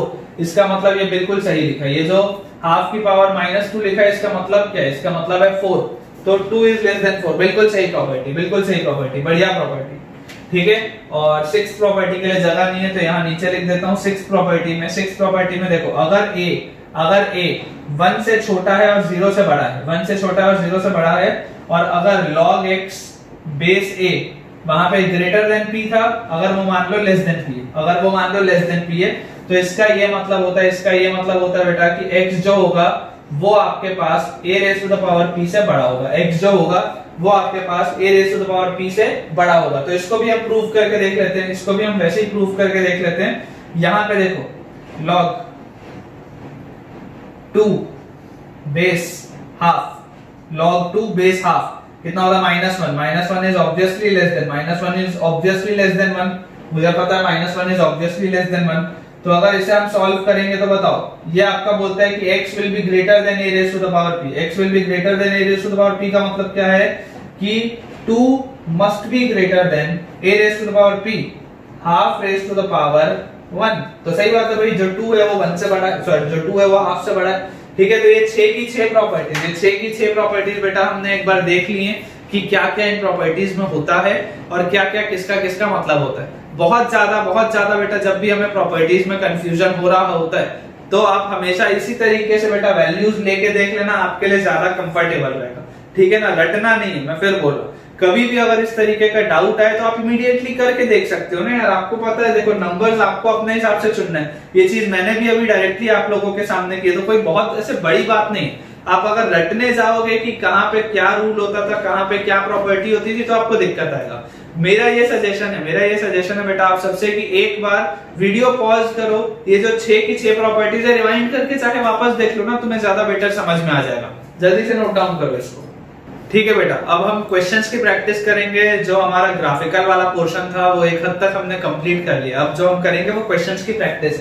तो चल पहला सवाल हमारे पास लिखा हुआ है एक्सप्रेस लोगैरिथम ऑफ, हमें किसका लोगैरिथम एक्सप्रेस करना है, square root of a cube divided by c raise to the power 5b square, c raise to the power 5b square in terms of log a, log b and log c। आसान सवाल, ठीक है, basic सा सवाल है, एक बार हम try करते हैं। चलो यहाँ पे अगर मान लो हम इसे सॉल्व करने का ट्राई करते हैं। अब यहाँ पे हमें बोला जा रहा है कि इसे हमें इस फॉर्म में रिप्रेजेंट करना है, तो चलो कैसे रिप्रेजेंट कर सकते हैं, बताओ कैसे रिप्रेजेंट कर सकते हैं। अगर मान लो आपको इसका लोगैरिथम लेना है, तो log of square root of a cube divided by c raise to the power 5b square अगर हमारे पास आता है, अगर ये चीज हमारे पास लिखी हुई है, तो इसके log का मतलब क्या होगा, इसके log को क्या मैं ऐसा लिख सकता हूं, मुझे पता है कि log of m by n क्या होता है, log m minus log n होता है। log of m by n क्या होता है, log m minus log n होता है, लास्ट लेक्चर में हमने देखा है। तो log of m by n को हम क्या लिख सकते हैं, log of square root of a cube minus log of c raise to the power 5b square. इसे हम ऐसा लिख सकते हैं, या इसे अगर मुझे फर्दर लिखना हो तो मैं इसे लिख सकता हूं log of a raise to the power 3/2। ध्यान से देखो, पावर जब रूट होता है उसका पावर आप 1/2 लिख सकते हो, माइनस log mn क्या होता है बोलो, log mn होता है log m plus log n, log mn क्या होता है log m plus log n। तो ये log mn है, इसको मैं क्या लिख सकता हूं, log m plus log n, log m plus log n। अब देखो जब इसे आप सॉल्व करोगे तो एक हमने प्रॉपर्टी देखी थी कि जब इस तरीके से कोई चीज लिखी होती है, तो ये एक्सपोनेंट घूम के आगे आ जाता है, ये जो एक्सपोनेंट है ये घूम के आगे आ जाता है, प्रॉपर्टीज की प्रैक्टिस कैसे होगी बेटा, सवालों से होगी। तो यहाँ पे हमारे पास आ गया 3/2 log a माइनस देखो ब्रैकेट जब ओपन होगा तो माइनस अंदर जाएगा, 5 log c minus 2 log b। ये है मेरा फाइनल आंसर, ठीक है बेटा। अब अगला सवाल हम करते हैं। अगले सवाल में हमारे पास लिखा हुआ है फाइंड x कौन सा इक्वेशन में? इक्वेशन हमारे पास लिखा हुआ है a raise to the power x c raise to the power minus 2x is equal to b raise to the power 3x plus 1। ये जो हमारे पास क्वेश्चन दिया हुआ है a raise to the power x c raise to the power minus 2x is equal to b raise to the power 3x plus 1, इसमें मुझे x की value बतानी है। अब मोस्टली बेटा एक चीज आपको ध्यान रखना है कि जब भी आप एक्सपोनेंट्स में कोई चीज देखते हो तो एक बार ध्यान लॉग की तरफ जाना चाहिए। जब भी आप एक्सपोनेंट्स में कोई चीज देखते हो तो आपका एक बार ध्यान लॉग की तरफ जाना चाहिए। चलो, टेकिंग लॉग या logarithm on both sides, taking log या लोगैरिथम ऑन बोथ साइड्स। जैसे आप ये लोगे तो यहां से बोलो क्या आएगा, log a raised to the power x times c raised to the power minus 2x will be equal to b raised to the power 3x plus 1। ये आ जाएगा। अब बेटा देखो, जब हम इसे सॉल्व करेंगे यहां पे भी लॉग आएगा, लॉग लिया है हमने b raised to the power 3x plus 1। जब बेटा देखो हम इसे सॉल्व करेंगे तो log mn क्या होता है, log m plus log n। तो यहां से आ गया log a raised to the power x plus log c raised to the power minus 2x. This shall be equal to log b raised to the power 3x plus 1. b raised to the power 3x plus 1। अब क्योंकि ये exponent में दिया हुआ है तो ये x घूम के आगे आ जाएगा, तो ये आ जाएगा x टाइम्स log a। ये माइनस 2x भी घूम के आगे आएगा तो यहां आ जाएगा minus 2x times log c। And this will be equal to ये 3x plus 1 आगे आ जाएगा तो 3x plus 1 times log b। अब हमें क्या करना है, हमें x की वैल्यू निकालनी है। अगर हमें x की बेटा वैल्यू निकालनी है तो ऐसा करते हैं, x वाले जितने टर्म्स हैं उनको एक साइड ले आते। तो x टाइम्स log a यहीं पर रहने देते हैं, minus 2x times log c यहीं पर रहने देते हैं, और ये 3x टाइम्स log b, ये 3x टाइम्स log b इधर ले आते हैं तो क्या आ जाएगा minus 3x times log b। तो आरएचएस में क्या बचेगा, ये 1 टाइम log b आरएचएस में बच जाएगा। तो देखो x अगर सब में से कॉमन आ जाए तो हमारे पास बचेगा log a minus 2 log c minus 3 log b is equal to log b। तो फाइनल आंसर बोलो, x की वैल्यू कितनी आई, log b upon log a, थोड़ा सा इसे रीअरेंज कर लेते हैं, minus 3 log b minus 2 log c। ये मेरे पास मेरा फाइनल आंसर। ये चलो अगला सवाल कंप्यूट किसकी हमें वैल्यू निकालनी है, 2 raise to the power log 15 base 2√2। Compute हमें क्या करना है, 2 raise to the power log 15 base 2√2। ठीक है, आसान सा सवाल। धीरे धीरे बेटा लेवल बढ़ेगा। एक बात मान के चलो, मुझे कोई दिक्कत नहीं है कि मैं एक बार में तुमको आईआईटी का सवाल करा दूं, कराने में कोई दिक्कत नहीं है, बट अगर हम धीरे धीरे लेवल अपना बढ़ाएंगे तब हमें समझ में ज्यादा अच्छे से आ पाएगा। अदरवाइज होगा ये कि मैं तो करा दूंगा, मुझसे तो बन जाएगा, लेकिन जब तुम उसे बेटा खुद से बनाने का ट्राई करोगे तुमसे नहीं बनेगा सवाल। तुम्हारे में तुम में से कई सारे ऐसे बच्चे होंगे जिन्हें क्लास में सब कुछ समझ में आता होगा, जिन्हें ये लगता होगा कि यार जब सर पढ़ा रहे होते हैं या जब कोई भी टीचर पढ़ा रहा होता है तब तो मुझसे सवाल बन जाता है, लेकिन जब मैं खुद से करता हूं तो मुझसे सवाल क्यों नहीं बनता। वो इसीलिए नहीं बनता क्योंकि आपने बेटा डायरेक्टली बड़े लेवल का सवाल देखा। प्रोसेस क्या होता है, ग्रेजुअली हमें ग्रेजुअली एक करके लेवल अपना बढ़ाना है, तभी होगा। मैं फिर बोल रहा हूं, आप पेशेंस के साथ आप लेक्चर देखते रहो, आपको सब कुछ समझ में आएगा। ठीक है, चलो अगर मुझे इसको कंप्यूट करना है तो मुझे ये बताओ कि क्या इसको मैं लिख सकता हूं ऐसा 2 raise to the power log 15, और जो 2√2 है, ये जो 2√2 है क्या इसे में 2 रेज टू द पावर 3/2। ध्यान से देखो, 2 रेज टू द पावर 3/2 क्या ऐसा लिख सकता हूं, 2 रेज टू द पावर 3/2 क्या ऐसा लिख सकता हूं। ध्यान से देखो, और अगर मान लो मैं इसे ऐसा लिख सकता हूं, तो क्या यहां से हमने एक प्रॉपर्टी पढ़ी थी कि जब यहां पर log x base a raise to the power m होता है तो आगे क्या निकल के आता है, आगे आता है 1/m। याद करो, कल वाला लेक्चर अपने एक बार नोट्स अपने घुमा के देखो, जब लिखा होता है log x base a raise to the power m, तो आगे क्या आता है, आगे आता है 1 बाय m, आगे आता है 1 बाय m। तो इसे हम लिख सकते हैं 2 raise to the power 2 by 3 log 15 base 2, log 15 base 2। और हमने एक प्रॉपर्टी और देखी थी कि अगर मान लो हमारे पास लिखा होता है कि x, अगर मान लो हमारे पास लिखा होता है log x बेस a और x के ऊपर पावर m, अगर x के ऊपर पावर m है तो m आगे घूम के आता था, m जो था वो आगे घूम के आता था log के आगे। तो सिमिलरली अगर m आपको सामने दिख रहा होगा तो वो घूम के वापस भी जा सकता है x के ऊपर। बोलने का ये मतलब है कि अगर यहाँ पे 2/3 लिखा हुआ है तो इसको मैं घुमा के 15 के ऊपर भी लेके जा सकता हूँ। तो क्या इसे मैं ऐसा लिख सकता हूँ 2 raise to the power log 15 raise to the power 2/3 base 2। और हमें पता है कि a raise to the power log n base से क्या होता है, a raise to the power log n base से क्या होता है, इसका आंसर होता है 15 रेज टू द पावर 2/3, या इसे मैं क्या लिख सकता हूँ, या इसे मैं लिख सकता हूँ cube root of 225, cube root of 225। जल्दी से चलो एक सवाल और आसान सा सवाल है। Compute log 5 base 3 multiplied by log 27 base 25, multiplied by log 27 base 25।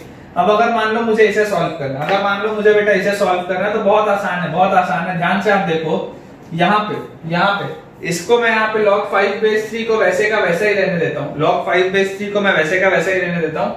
यहाँ पर मैं क्या कर लेता हूँ, यहाँ पर इस log 27 बेस 25 को क्या मैं इस तरीके से लिख सकता हूँ, log 27 को अगर मैं लिख लूँ 3 का क्यूब, 27 को अगर मैं लिख लूँ 3 का क्यूब और 25 को अगर मैं लिख लूँ 5 का स्क्वायर, 25 को अगर मैं लिख लूं 5 का स्क्वायर, तो कोई दिक्कत नहीं है।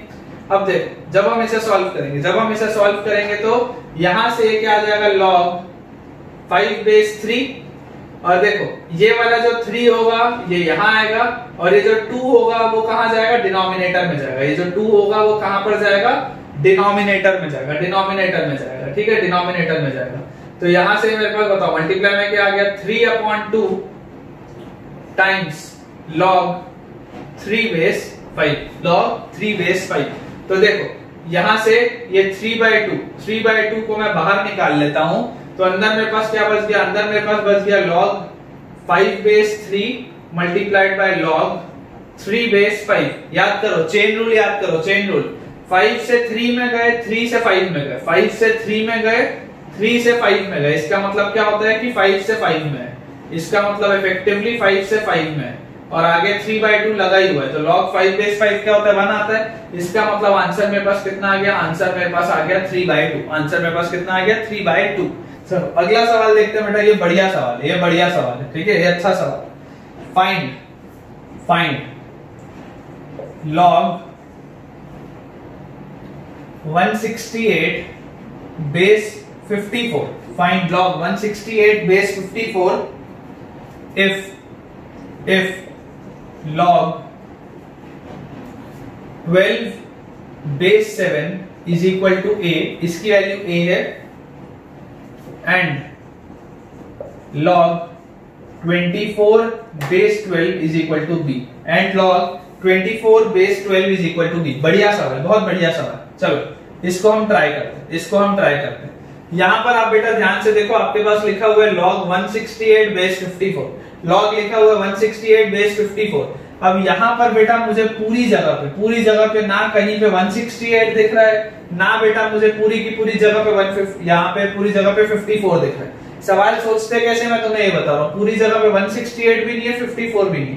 मेरे पास जो दो वैल्यूज दी हुई हैं, अगर उसमें मुझे जो बेस दिख रहा है वो क्या दिख रहा है, एक में मुझे 12 दिख रहा है, एक में मुझे 7 दिख रहा है। बेस क्या दिख रहा है, एक में मुझे 12 दिख रहा है, एक में मुझे 7 दिख रहा है।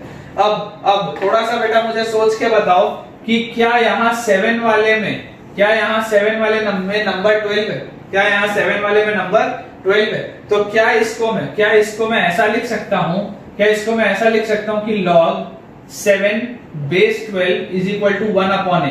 याद करो बेटा, कल मैंने आपको बताया था कि जब रेसिप्रोकल लेते तो बेस और नंबर इंटरचेंज हो जाते हैं। याद करो, जब हम रेसिप्रोकल लेते हैं तो बेस और नंबर इंटरचेंज हो जाता है।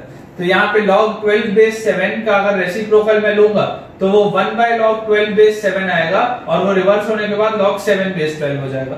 वो रिवर्स होने के बाद log 7 बेस 12 आ जाएगा अगर मैं दोनों का रिवर्स कर देता, ठीक है। और यहाँ पे रेसिप्रोकल होने के बाद क्या आ गया, 1 बाय 8। यहाँ पे रेसिप्रोकल होने के बाद क्या आ गया, 1 बाय 8।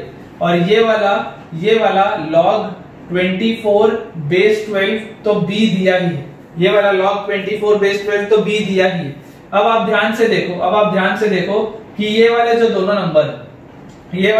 नंबर है, दोनों में बेटा बेस 12 है, दोनों में बेस 12 है। जरा सोच के बताओ कि log 7 base 12 plus log 24 base 12 कितना होगा। log 7 base 12 plus log 24 base 12 कितना होगा, ये होना चाहिए log 7 इंटू 24। 7 इंटू 24 कितना होता है, 7 इंटू 24 होता है 168। 7 इंटू 24 होता है 168 बेस 12। ये क्या हो गया बेटा, जैकपॉट लग गया, क्योंकि 168 जो मुझे क्रिएट करना था मैंने कर लिया। 168 जो मुझे क्रिएट करना था वो मैंने कर लिया। इससे मुझे क्या समझ में आया, इससे मुझे बेटा ये समझ में आया कि अगर ये 168 के साथ बेस 12 है, ध्यान से देखो, अगर ये 168 के साथ बेस 12 है, इसका मतलब बेटा इसे सॉल्व करने के लिए मुझे यहाँ पे बेस चेंजिंग थ्योरम लगाना पड़ेगा, और मुझे इसे ऐसे लिखना पड़ेगा log 168 base 12 divided by log 54 base 12। सोच के देखो अगर मान लो मैं इसे इस तरीके से कर दूं कि log 168 base 12 divided by log 54 base 12, अगर मान लो इसे मैं इस तरीके से लिख देता हूं तो क्या ये मेरे लिए बन पाएगा। देखो बेस चेंजिंग थ्योरम लगा, अभी भी इफेक्टिवली लिखा तो 168 बेस 54 ही, अभी भी लिखा वही है, लेकिन क्योंकि मैंने यहाँ पे log 168 बेस 12 निकाल लिया है तो उसको मैं यहाँ पुट कर दूंगा। अब मैं इसे निकालने की कोशिश करूंगा, तो यहाँ से देखो log 7 बेस 12 था 1 बाय a, log 24 बेस 12 था b, इसकी वैल्यू कितनी आ गई, log 168 बेस 12। मतलब कि ये जो न्यूमरेटर है ये मुझे मिल चुका है, इसे अपन हाईलाइट करके एक जगह रख लेते हैं, है ना।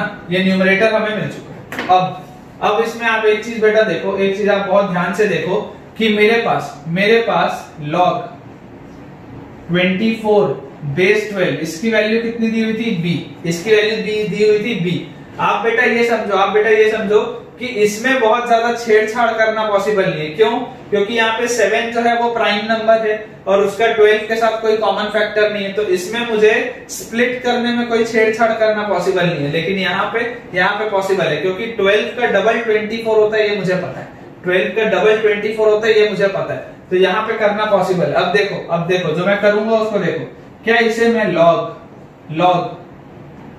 12 base 12 plus log 2 base 12 is equal to b, ऐसा लिख सकता हूं क्या। सोच के देखो, बेस सेम है, log m base a plus log n base a क्या होता है, log mn बेस a, तो 12 इंटू 2 होगा तो 24 आ जाएगा। मतलब जो मैंने लिखा उसमें कोई भी दिक्कत नहीं।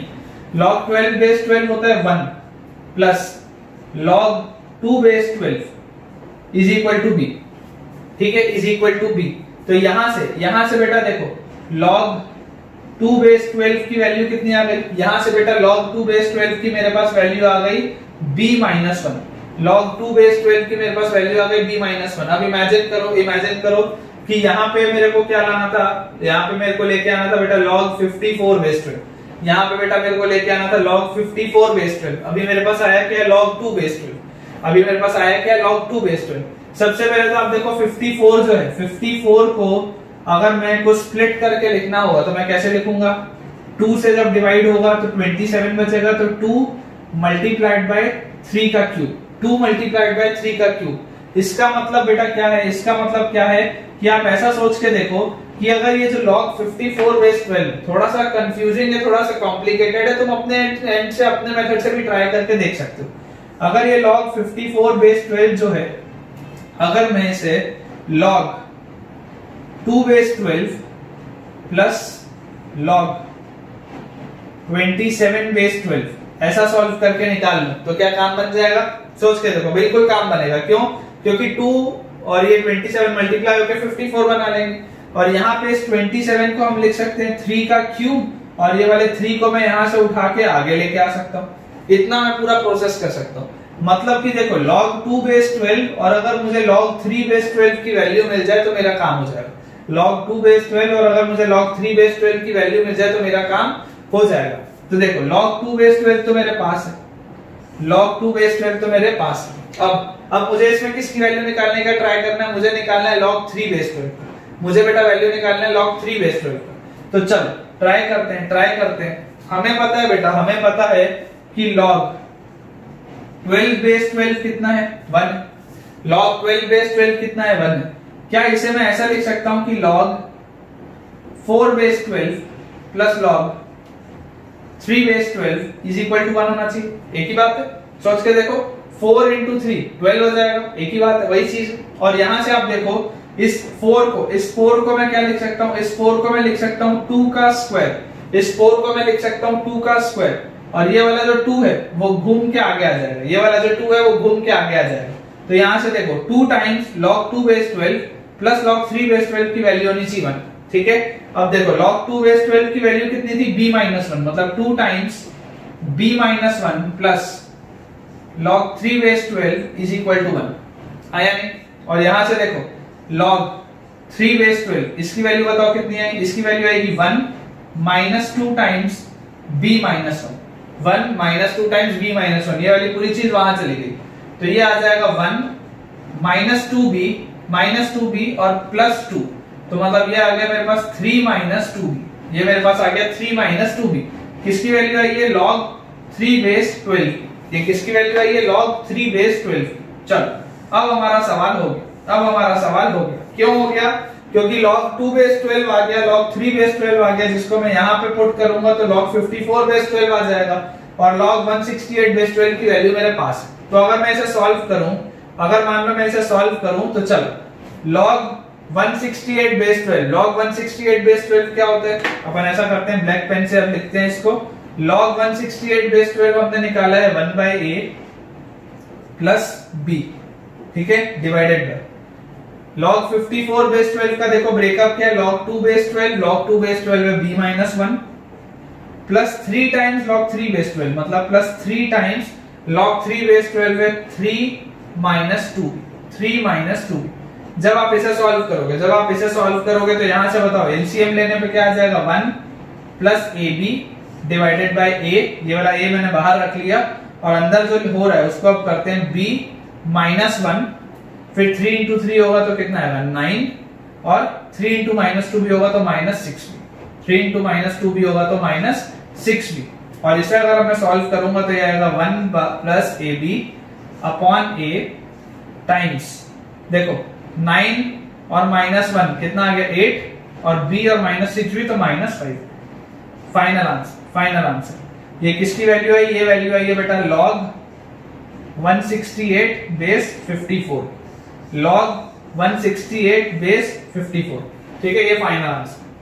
ठीक है बेटा, ठीक है। अभी तक हमने जितने सवाल किए थे वो जनरल सवाल थे। अब हम बेटा जो क्वेश्चंस करेंगे वो प्रीवियस ईयर आईआईटी जेईई के एग्जाम में जो लॉगरिथम के सवाल आए, जो प्योरली लॉगरिथम के सवाल है, अब हम वो करते हैं। ठीक है, पहला सवाल ये सारे के सारे आईआईटी जेईई के सवाल है बेटा। सवाल लिखा हुआ है late x naught comma y naught, let x naught comma y naught be the solution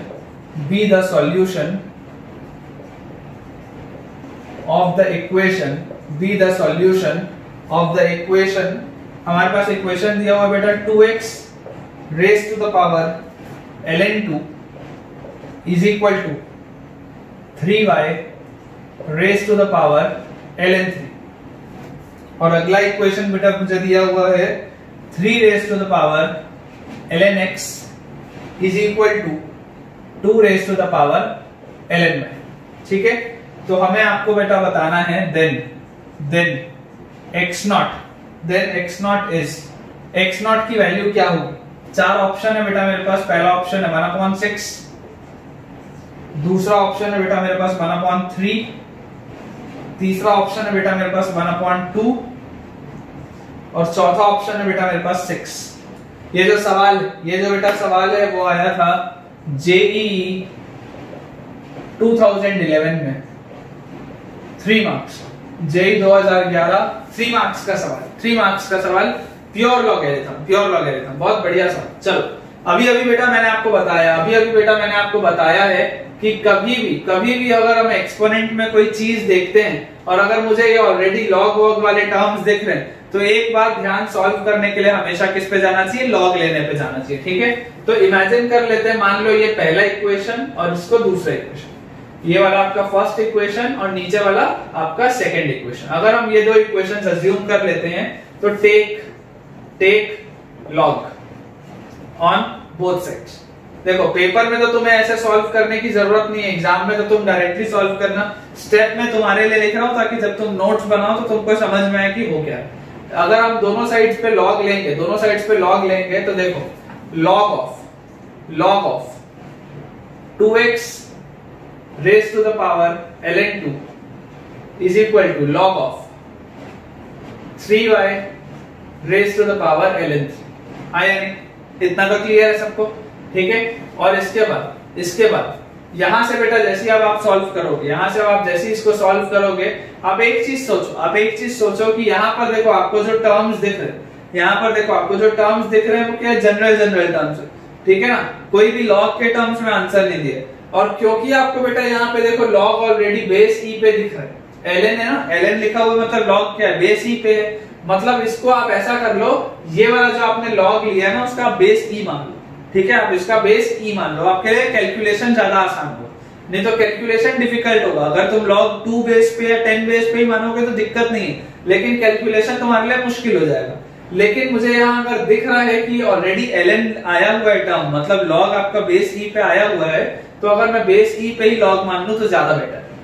चलो अगर मान लो इसको आप सॉल्व करते हो, अगर आप इसको सॉल्व करते हो तो मुझे पता है ये ln2 आगे आ जाएगा और ये ln3 भी आगे आ जाएगा, तो यहां से आ गया ln2 और उसके बाद आ गया ln2x, ln2 और उसके बाद आ गया ln2x is equal to ln3 और अंदर क्या आ गया, अंदर आ गया ln3y, ln3 और अंदर आ गया ln3y, जिसको हम ऐसा लिख सकते हैं कि ln2 और मल्टीप्लाइड बाय, देखो log mn क्या होता है, log m plus log m, log mn क्या होता है, log m plus log m। तो ln2x को मैं क्या लिख सकता हूं, ln2 प्लस lnx, और यहां से देखो ln3 और मल्टीप्लाइड बाय ln3y को ln3 प्लस lny, तो ln3y हो जाएगा। ठीक है ना, प्रॉपर्टीज है बेटा, बस प्रॉपर्टीज है। तो यहां से देखो, यहां से जब आप इसे सॉल्व करोगे, तो ये आ जाएगा ln2 का होल स्क्वायर, ln2 और ln2 मल्टीप्लाई होगा तो ln2 का होल स्क्वायर आएगा। अब एक चीज ध्यान देना, यहां वाले पे बेवकूफी करके 2 को आगे मत ले आना, ये पूरे के पूरे log का होल स्क्वायर, वो जो प्रॉपर्टी होती है उसमें नंबर का स्क्वायर होता है, ये वाला जो है ये पूरे के पूरे log का स्क्वायर। तो ये गलती बिल्कुल मत करना, अपराध है बेटा, ऐसी गलती करना अपराध है।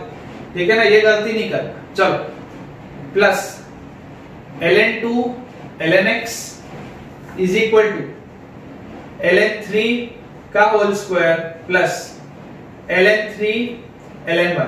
ठीक है, ये जो हमारे पास आया बेटा इसको मान लेते हैं इक्वेशन में, इसको मान लेते हैं इक्वेशन 1, या 1 नहीं मानता, 1 और 2 वहां माने हुए, इसको मान लेते हैं इक्वेशन 3, इसको हम मान लेते हैं इक्वेशन 3। ठीक है, अब ऐसा करते हैं कि अगर मान लो मैंने log इसका लिया होता, तो बताओ क्या आता, ln 3 raised to the power lnx is equal to ln 2 raised to the power ln। ठीक है, और बताओ अगर नंबर का होता है तो वो आगे आ जाता है घूम के, तो यहां से बताओ क्या आ गया, lnx ln3 is equal to lny ln2। ठीक है, और इसके बाद बेटा जब हम इसे सॉल्व करेंगे, तो यहां से बताओ कितना आ जाएगा, यहां से बेटा अब देखो हमें फाइनल आंसर क्या निकालना है, x0 निकालना है। तो ऐसा करते हैं, हम y वाले टर्म को एलिमिनेट कर देते हैं, तो यहां से अगर मैं आपको बोलूं कि lny की बताओ क्या वैल्यू आएगी, तो lny आएगा lnx ln3 divided by ln2, ये वाला ln2 यहां नीचे आ जाएगा, तो ये आ गई lny की वैल्यू। और हम ऐसा करते हैं कि इस lny की वैल्यू को इक्वेशन 3 में डाल देते हैं। अगर ये वाले को मैं इक्वेशन 4 बोलूं, तो इक्वेशन 4 से जो lny आया है उसको इक्वेशन 3 में पुट कर देते हैं। तो जब आप इसे पुट करोगे तो देखो क्या आएगा, ln2 का whole square plus ln2 lnx, इसको तो चेंज करना नहीं है, ln3 का होल स्क्वायर प्लस ln3 और ln y की जगह पे ये रख देते हैं, तो ln y की जगह पे आप रख दो lnx, ln3, तो यहाँ पे देखो ln3 का होल स्क्वायर आ गया और बेस पे आ गया ln2, बेस पे आ गया ln2।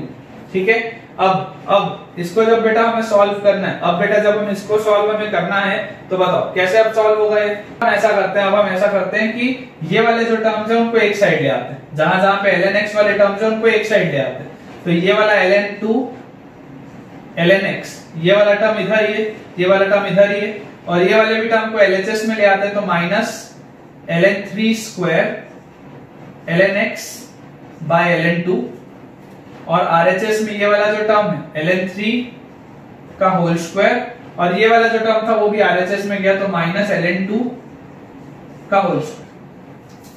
अब बेटा जब आप LCM लोगे तो बताओ यहाँ पे क्या आएगा, ln2 इस ln2 से मल्टीप्लाई हुआ तो ln2 का whole square lnx minus ln3 का होल स्क्वायर lnx, और ये वाला ln2 इन पूरे से भी मल्टीप्लाई होगा तो ln2 टाइम्स ln3 का होल स्क्वायर माइनस ln2 का होल स्क्वायर। ठीक है, और अब जैसे ही हम इसे सॉल्व करेंगे तो देखिए ये वाले दोनों में से lnx आ गया बाहर, ब्रैकेट के अंदर बच गया ln2 का स्क्वायर माइनस ln3 का square is equal to ln2 times ln3 का स्क्वायर माइनस ln2 का स्क्वायर, और यहां से हम देख सकते हैं कि ये वाला ln2 का स्क्वायर माइनस ln3 का स्क्वायर और ये ln3 का स्क्वायर माइनस ln2 का स्क्वायर कैंसिल आउट हो जाएगा और माइनस साइन एक बच जाएगा, क्योंकि ये इसका एडिटिव इनवर्स लिखा है, ये इसका एडिटिव इनवर्स लिखा है। एडिटिव इनवर्स मतलब अगर एक 1 है तो दूसरा माइनस 1 है, अगर एक x है तो दूसरा माइनस x, एडिटिव इनवर्स। ठीक है, एडिटिव इनवर्स तो कट जाएगा और माइनस साइन एक आ जाएगा। ठीक है, तो यहां से बेटा मेरे पास lnx की वैल्यू आ गई माइनस टाइम्स ऑफ ln2, या इसे मैं बोल सकता हूं lnx is equal to ln of 2 raise to the power minus 1, ये माइनस साइन घूम के यहां ऊपर आ गया तो 2 raise to the power minus 1, या lnx is equal to ln half. तो x की वैल्यू कितनी आ जाएगी, हाफ आ जाएगी, x की वैल्यू आ जाएगी half. C option is the correct answer. 3 marks का सवाल, जेई का पेपर 2011।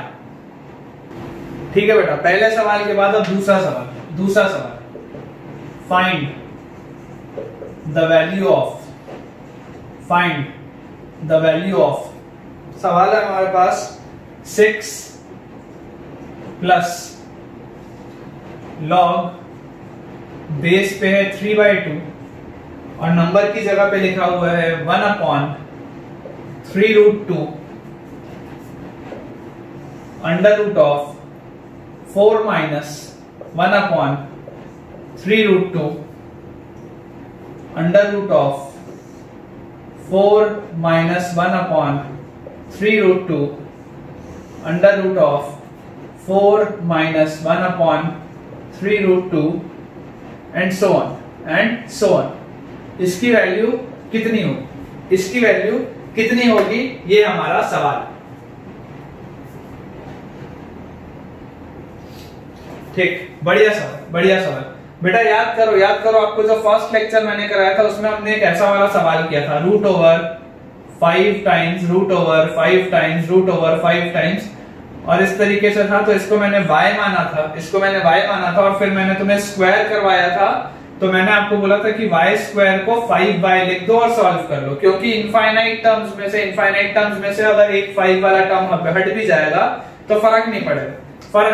उस लॉजिक से सबसे पहले ऐसा करते हैं, ये अंडर रूट वाली जितनी भी चीज है, यहाँ ब्रैकेट क्लोज है, अंडर रूट वाली बेटा देखो जितनी भी चीज है उस पूरे को y मान लेते हैं। तो लेट सॉल्यूशन इसका है, let y is equal to root over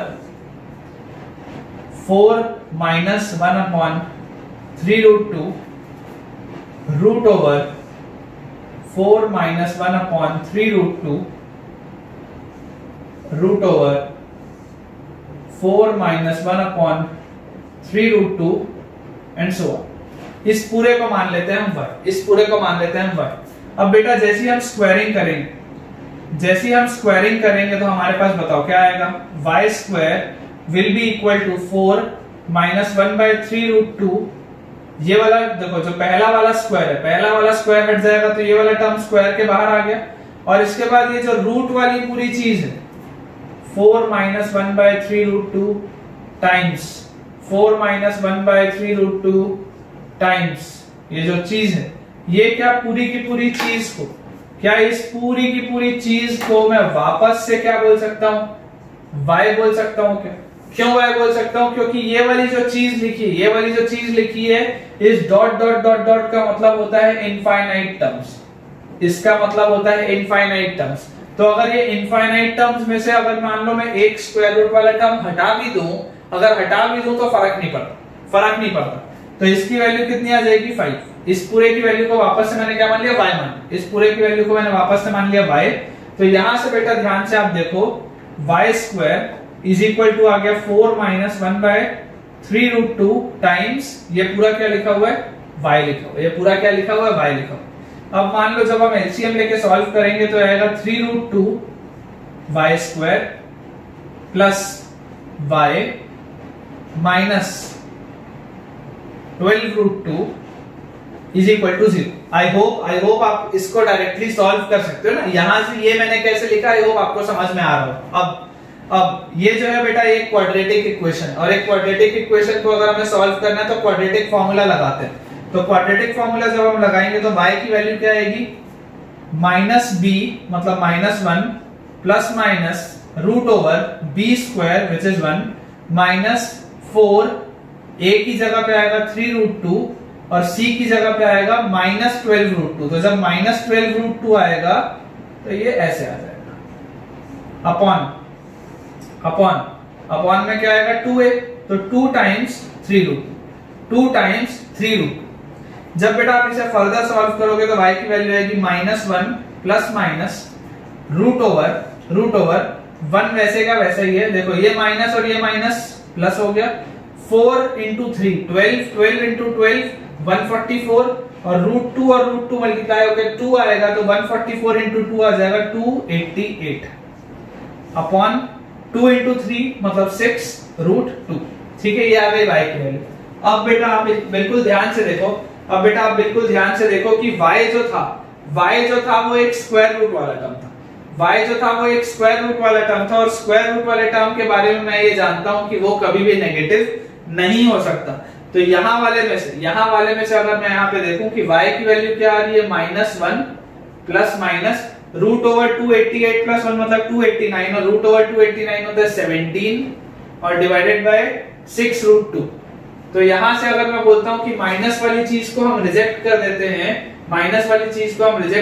हैं, तो डायरेक्टली मैं y की वैल्यू लिख ले रहा हूं -1 प्लस 17 बाय 6√2, या इसको मैं लिख सकता हूं 17 माइनस 1 होता है 16 और 16 बाय 6 को मैं लिख सकता हूं 8/3√2। ये मैंने डायरेक्टली लिख लिया कि y की वैल्यू ये है। अब बेटा एक बार अगर मेरे पास y की वैल्यू आ गई, तो y मैंने इस पूरी चीज को माना था। तो ओरिजिनल सवाल क्या था, 6 प्लस लॉग बेस में 3/2 और नंबर की जगह पे लिखा था 1/3√2 टाइम्स ये y था और y की वैल्यू आई है 8/3√2। तो जब बेटा हम इसे सॉल्व करेंगे तो देखो यहां से आएगा 6 प्लस लॉग बेस में 3/2 और यहां पर 1 इंटू 8 आ गया 8 अपॉन 3√2 और 3√2, तो 3 इंटू 3 आ गया कितना 9 इंटू 2 आ गया 18। ठीक है, और एक बार मान लो हमने ये चीज लिख ली तो अब इसे हम लिख सकते हैं 6 प्लस लॉग बेस में 3/2 और 8 और 18 में 2 का फैक्टर कॉमन है, तो इसको हम लिख सकते हैं 4/9। या इस चीज को और कैसे लिखा जा सकता है, इस चीज को और लिखा जा सकता है 6 प्लस लॉग बेस में 3/2 और 4/9 को आप क्या लिख सकते हो, 4/9 को आप लिख सकते हो 2/3 का होल स्क्वायर। 4/9 को आप क्या लिख सकते हो, 2/3 का होल स्क्वायर। जब आपने बेटा इसको 2/3 का होल स्क्वायर लिखा तो आप बिल्कुल यहाँ पे ध्यान दो, आप ध्यान दो कि ये वाला 2 जो है वो घूम के कहां आ जाएगा, आगे आ जाएगा। ये वाला जो 2 है वो घूम के कहां आ जाएगा, आगे आ जाएगा। और इसके बाद ये स्टेप हो गया 6 प्लस लॉग बेस में 3/2 नंबर की जगह पे 2/3 और ये वाला 2 आगे आ गया घूम के, तो ये 2 आगे आ गया। अब बेटा आप सोच के देखो, खुद सोच के देखो कि ये जो लिखा हुआ है log 2/3 बेस 3/2, क्या इस पूरे की वैल्यू -1 होनी चाहिए? क्यों -1 होनी चाहिए? क्योंकि जब मैं 3/2 का पावर -1 करूंगा, इनवर्स करूंगा, तो 2/3 के इक्वल आएगा। मतलब ये वाला पूरे बॉक्स जो है उसकी वैल्यू कितनी है, -1। तो फाइनल आंसर कितना है, 6 - 2। ये +2 -1 से मल्टीप्लाई हो गया तो 6 - 2 which is equal to 4, which is equal to 4। इसका फाइनल आंसर इज 4। ये जो सवाल है बेटा, ये जो सवाल है ये आया था जेई 2012, जेई 2012 4 मार्क्स। और मैं आप सबको बताना चाहूंगा बेटा, मैं आप सबको बताना चाहूंगा कि मैंने अपना आईआईटी का पेपर 2012 में ही दिया था। इसका मतलब ये है कि ये वाला सवाल मेरे पेपर में आया था और ये वाला सवाल मेरा तब भी सही था और ये वाला सवाल मेरा आज भी सही। ठीक है, चलो जल्दी से नोट डाउन करो। ठीक है बेटा, नेक्स्ट क्वेश्चन थर्ड सवाल हमारे पास दिया हुआ है, if 3 raised to the power x is equal to 4 raised to the power x minus 1, then x is equal to question mark. Option A है 2 log 2 base 3 divided by 2 log 2 base 3 minus 1। Second option है 2 divided by 2 minus log 3 base 2। Third option है 1/1 minus log 3 base 4। और fourth option है 2 log 3 base 2 divided by 2 log 3 base 2 minus 1। ये बेटा अपने पास सवाल है, ये सवाल आया था जेई एडवांस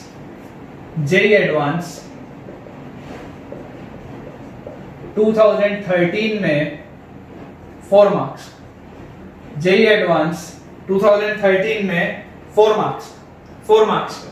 चलो इसको अगर मान लो हमें सॉल्व करना है, मैंने अभी आपको बताया कि अगर मान लो बेटा कोई भी चीज एक्सपोनेंट में दिखती है तो पहली तरफ ध्यान लॉग में जाना चाहिए, और क्योंकि ऑप्शन भी लॉग में है तो क्लिक होना चाहिए यार कि लॉग ही लेना है।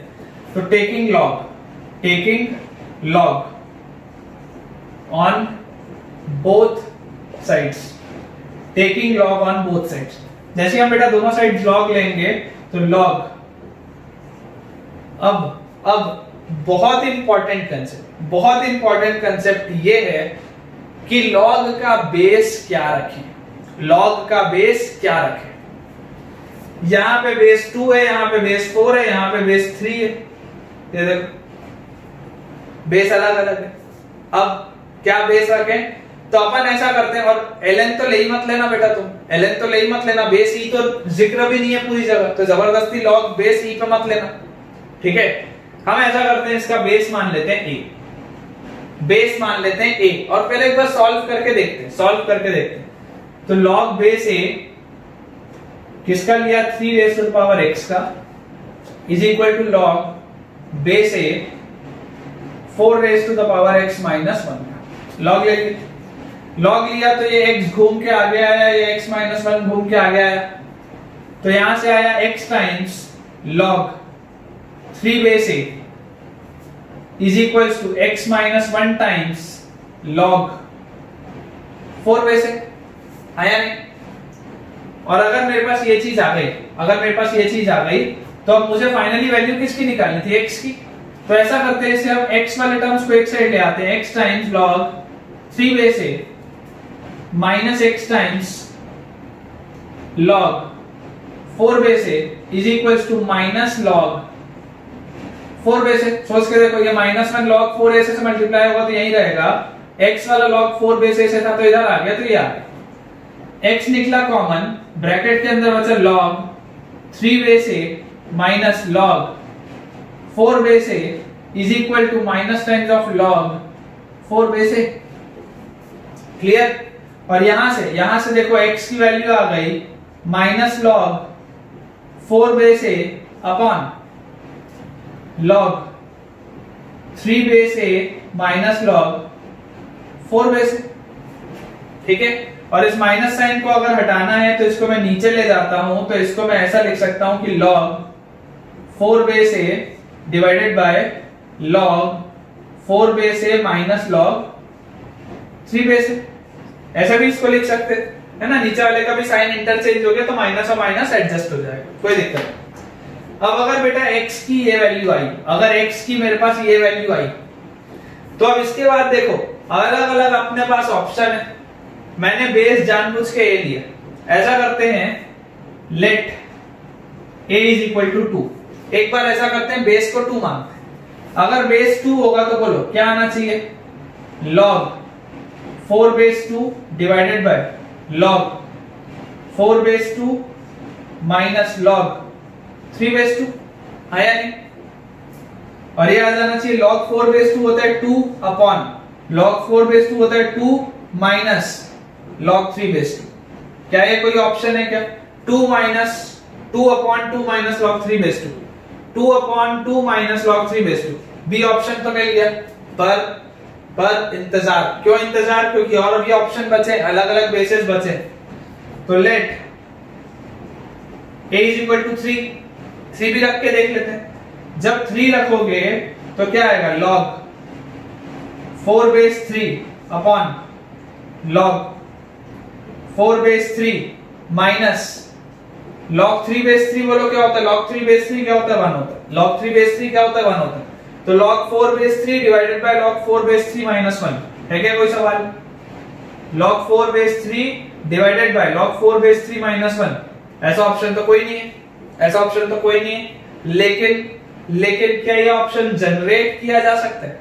आप ध्यान से देखो, यहाँ पे सिमिलर ऑप्शन है, यहाँ पे सिमिलर ऑप्शन है, लेकिन यहाँ पे बेटा देखो बेस क्या है, यहाँ पे सिमिलर ऑप्शन है बेटा, लेकिन यहाँ पे बेस क्या है, 4। और एक चीज और, अपने पास देखो पहला वाला पर मैं ऑप्शन ध्यान नहीं दिया, ये वाले को क्या मैं ऐसा लिख सकता हूँ कि ये वाले 4 को मैं लिख दूं 2 का स्क्वायर, और उसके बाद ये ऊपर वाले 2 को आगे ले आऊंगा तो यहाँ 2 आ जाएगा। वैसे ही ये वाले भी 4 को लिख सकता हूँ 2 का स्क्वायर, और इस 2 को आगे ले आऊंगा तो ये आ जाएगा। तो 2 log 2 base 3 divided by 2 log 2 base 3 minus 1। पहला ऑप्शन बन गया, देखो पहला ऑप्शन बन गया, ध्यान से देखो।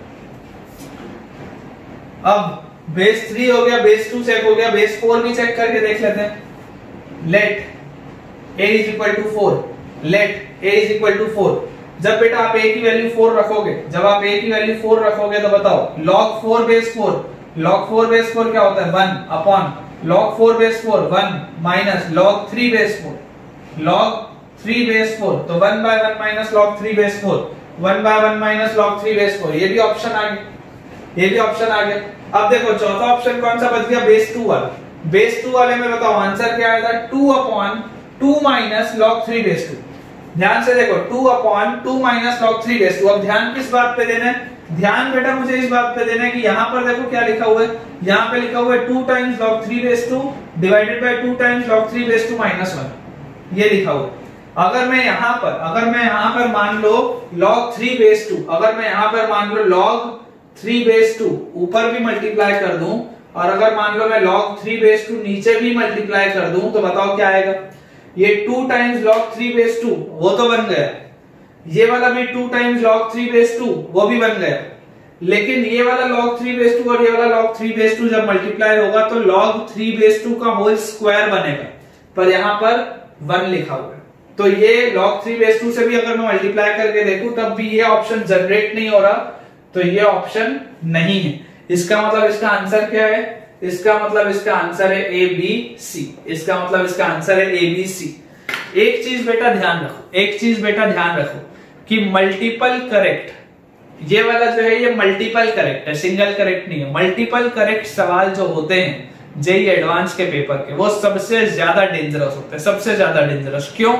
क्योंकि अगर आपने सही किया तो आपको 4 मार्क्स पूरे मिलेंगे, पर अगर आपने गलत किया, मतलब अगर एबीसी आंसर है और अगर मान लो तुमने गलती से डी ऑप्शन भी टिक कर दिया तो सीधा -2 होगा बेटा, सीधा -2 होगा, -1 भी नहीं, -2।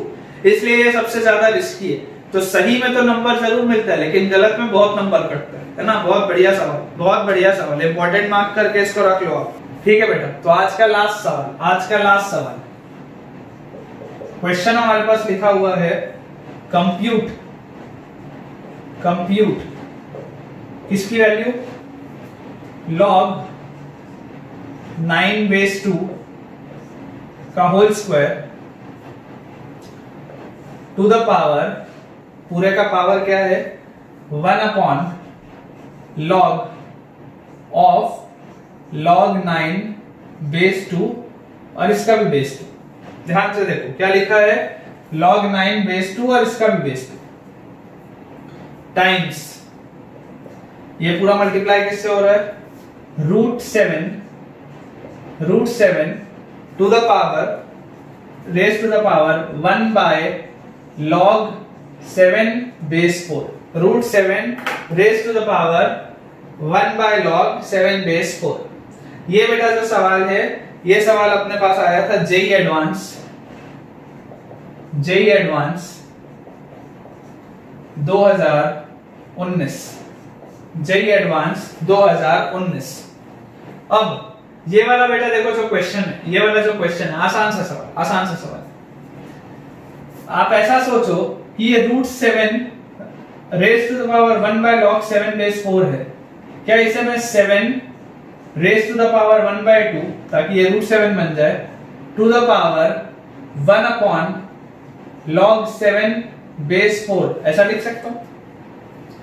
और इसे लिखा जा सकता है 7 raise to the power 1/2 log 1/2 multiplied by 1 log 7 इतने में कोई दिक्कत नहीं।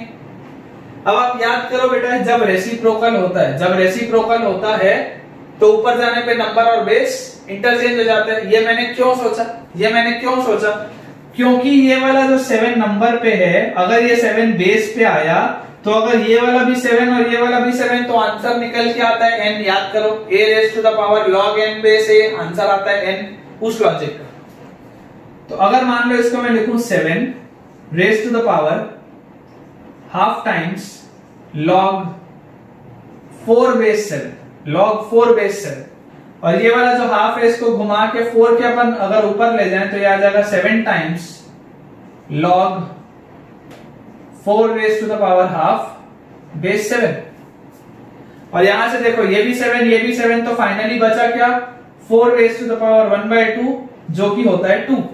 मतलब इधर वाली पूरी कहानी रिड्यूस होके क्या आ गई 2 पे, इधर वाली पूरी कहानी रिड्यूस होके आ गई 2 पे। अब ये आप समझो, ये वाला जो टर्म लिखा है, ये वाला टर्म यहां पे लिखा हुआ है log ऑफ बेस 2 पे log 9 बेस 2, ये आपके पास लिखा हुआ है। तो log ऑफ अगर ये पूरी चीज लिखी हुई है, मतलब यहाँ पे ये पूरी चीज n का काम कर रही है, log n बेस 2 का, ये पूरी चीज n का काम कर रही है। ठीक है, ये पूरी चीज n का काम कर रही है। चलो, तो अगर मान लो ये हमारे पास लिखा हुआ है तो क्या इसको ऐसा लिखा जा सकता है log 9 बेस 2 का होल स्क्वायर, और उसमें भी देखो ये डिनोमिनेटर में जब रेसिप्रोकल करूंगा तो ध्यान से देखना ये वाला नंबर और ये बेस क्या आपस में इंटरचेंज हो जाएगा। तो अगर ये आपस में इंटरचेंज होगा तो इसे क्या ऐसा लिखा जा सकता है log, अब बेस पे आ गया log 9 बेस 2 और नंबर की जगह पे आ गया 2। ध्यान से देखो, log ऑफ 2 और बेस पे आ गया log 9 बेस 2, जैसे आपने रेसिप्रोकल किया। और ये वाला जो 2 है, क्या इसको ऐसा लिखा जा सकता है log 9 बेस 2, और ये वाला जो 2 है वो इससे मल्टीप्लाई होगा, क्योंकि a raise to the power m to the power n क्या होता है, a raise to the power mn होता है, मतलब ये आएगा 2 टाइम्स log 2 का बेस क्या होगा log 9 बेस 2, बेस क्या होगा log 9 बेस 2, ठीक। और इसके बाद यहां से ये 2 घूम के इस 2 के ऊपर आ जाएगा, तो आ जाएगा log 9 बेस 2, और यहां पर आ गया क्या log 2 का स्क्वायर log 9 बेस 2। अब बहुत ध्यान से देखना, जिस चीज को मैं n बोल रहा था, जिस चीज को मैं n बोल रहा था, अगर मान लो मैं उसको a बोलता हूं तो a raise to the power log n, और ये बेस पे भी वही है, याद करो a raise to the power log n base a। Answer क्या आता है इसका, निकल के इसका आंसर आता है n, मतलब इसका आंसर क्या आएगा, इसका आंसर आएगा 2 का स्क्वायर, इसका आंसर क्या आएगा 2 का स्क्वायर। और ये पूरा आपस में क्या हो रहा है, ये पूरा आपस में क्या हो रहा है, ये पूरा आपस में मल्टीप्लाई हो रहा है, तो 2 का square 4 multiplied by 2 gives me the answer of 8, gives me the answer of 8। तो बेटा आज के साथ, आज के लेक्चर के कंप्लीशन के साथ हमने अच्छे से आज का पूरा ग्राफ देखा। ग्राफ देखने के बाद हमने कई सारे सवालों की प्रैक्टिस की, और इसमें जो कुछ सवाल थे, जो लास्ट के हमने 4 सवाल किए, वो थे जेई एडवांस के सवाल या जेई मेंस के सवाल। वो हमने इसलिए किए सो दैट कि हमको एक आइडिया लगे कि कैसे कैसे क्या क्या चीज करनी है ना, और किस तरीके के सवाल आते हैं पेपर्स में। दोस्तों अगर आपको आज का वीडियो पसंद आया है तो जरूर और जरूर इसे अपने फ्रेंड्स के साथ शेयर करें, जो अभी ऑनलाइन क्लासेस ले रहे हैं या जो लॉकडाउन की वजह से घर पे बैठे हुए हैं और जिन्होंने अभी अपनी पढ़ाई स्टार्ट नहीं की। अगर आपको कोई भी आज के लेक्चर में डाउट है तो जरूर कमेंट सेक्शन में जाके आप कमेंट करें कि आपको कोई अगर डाउट रह गया हो तो मैं वो क्लियर कर दूंगा।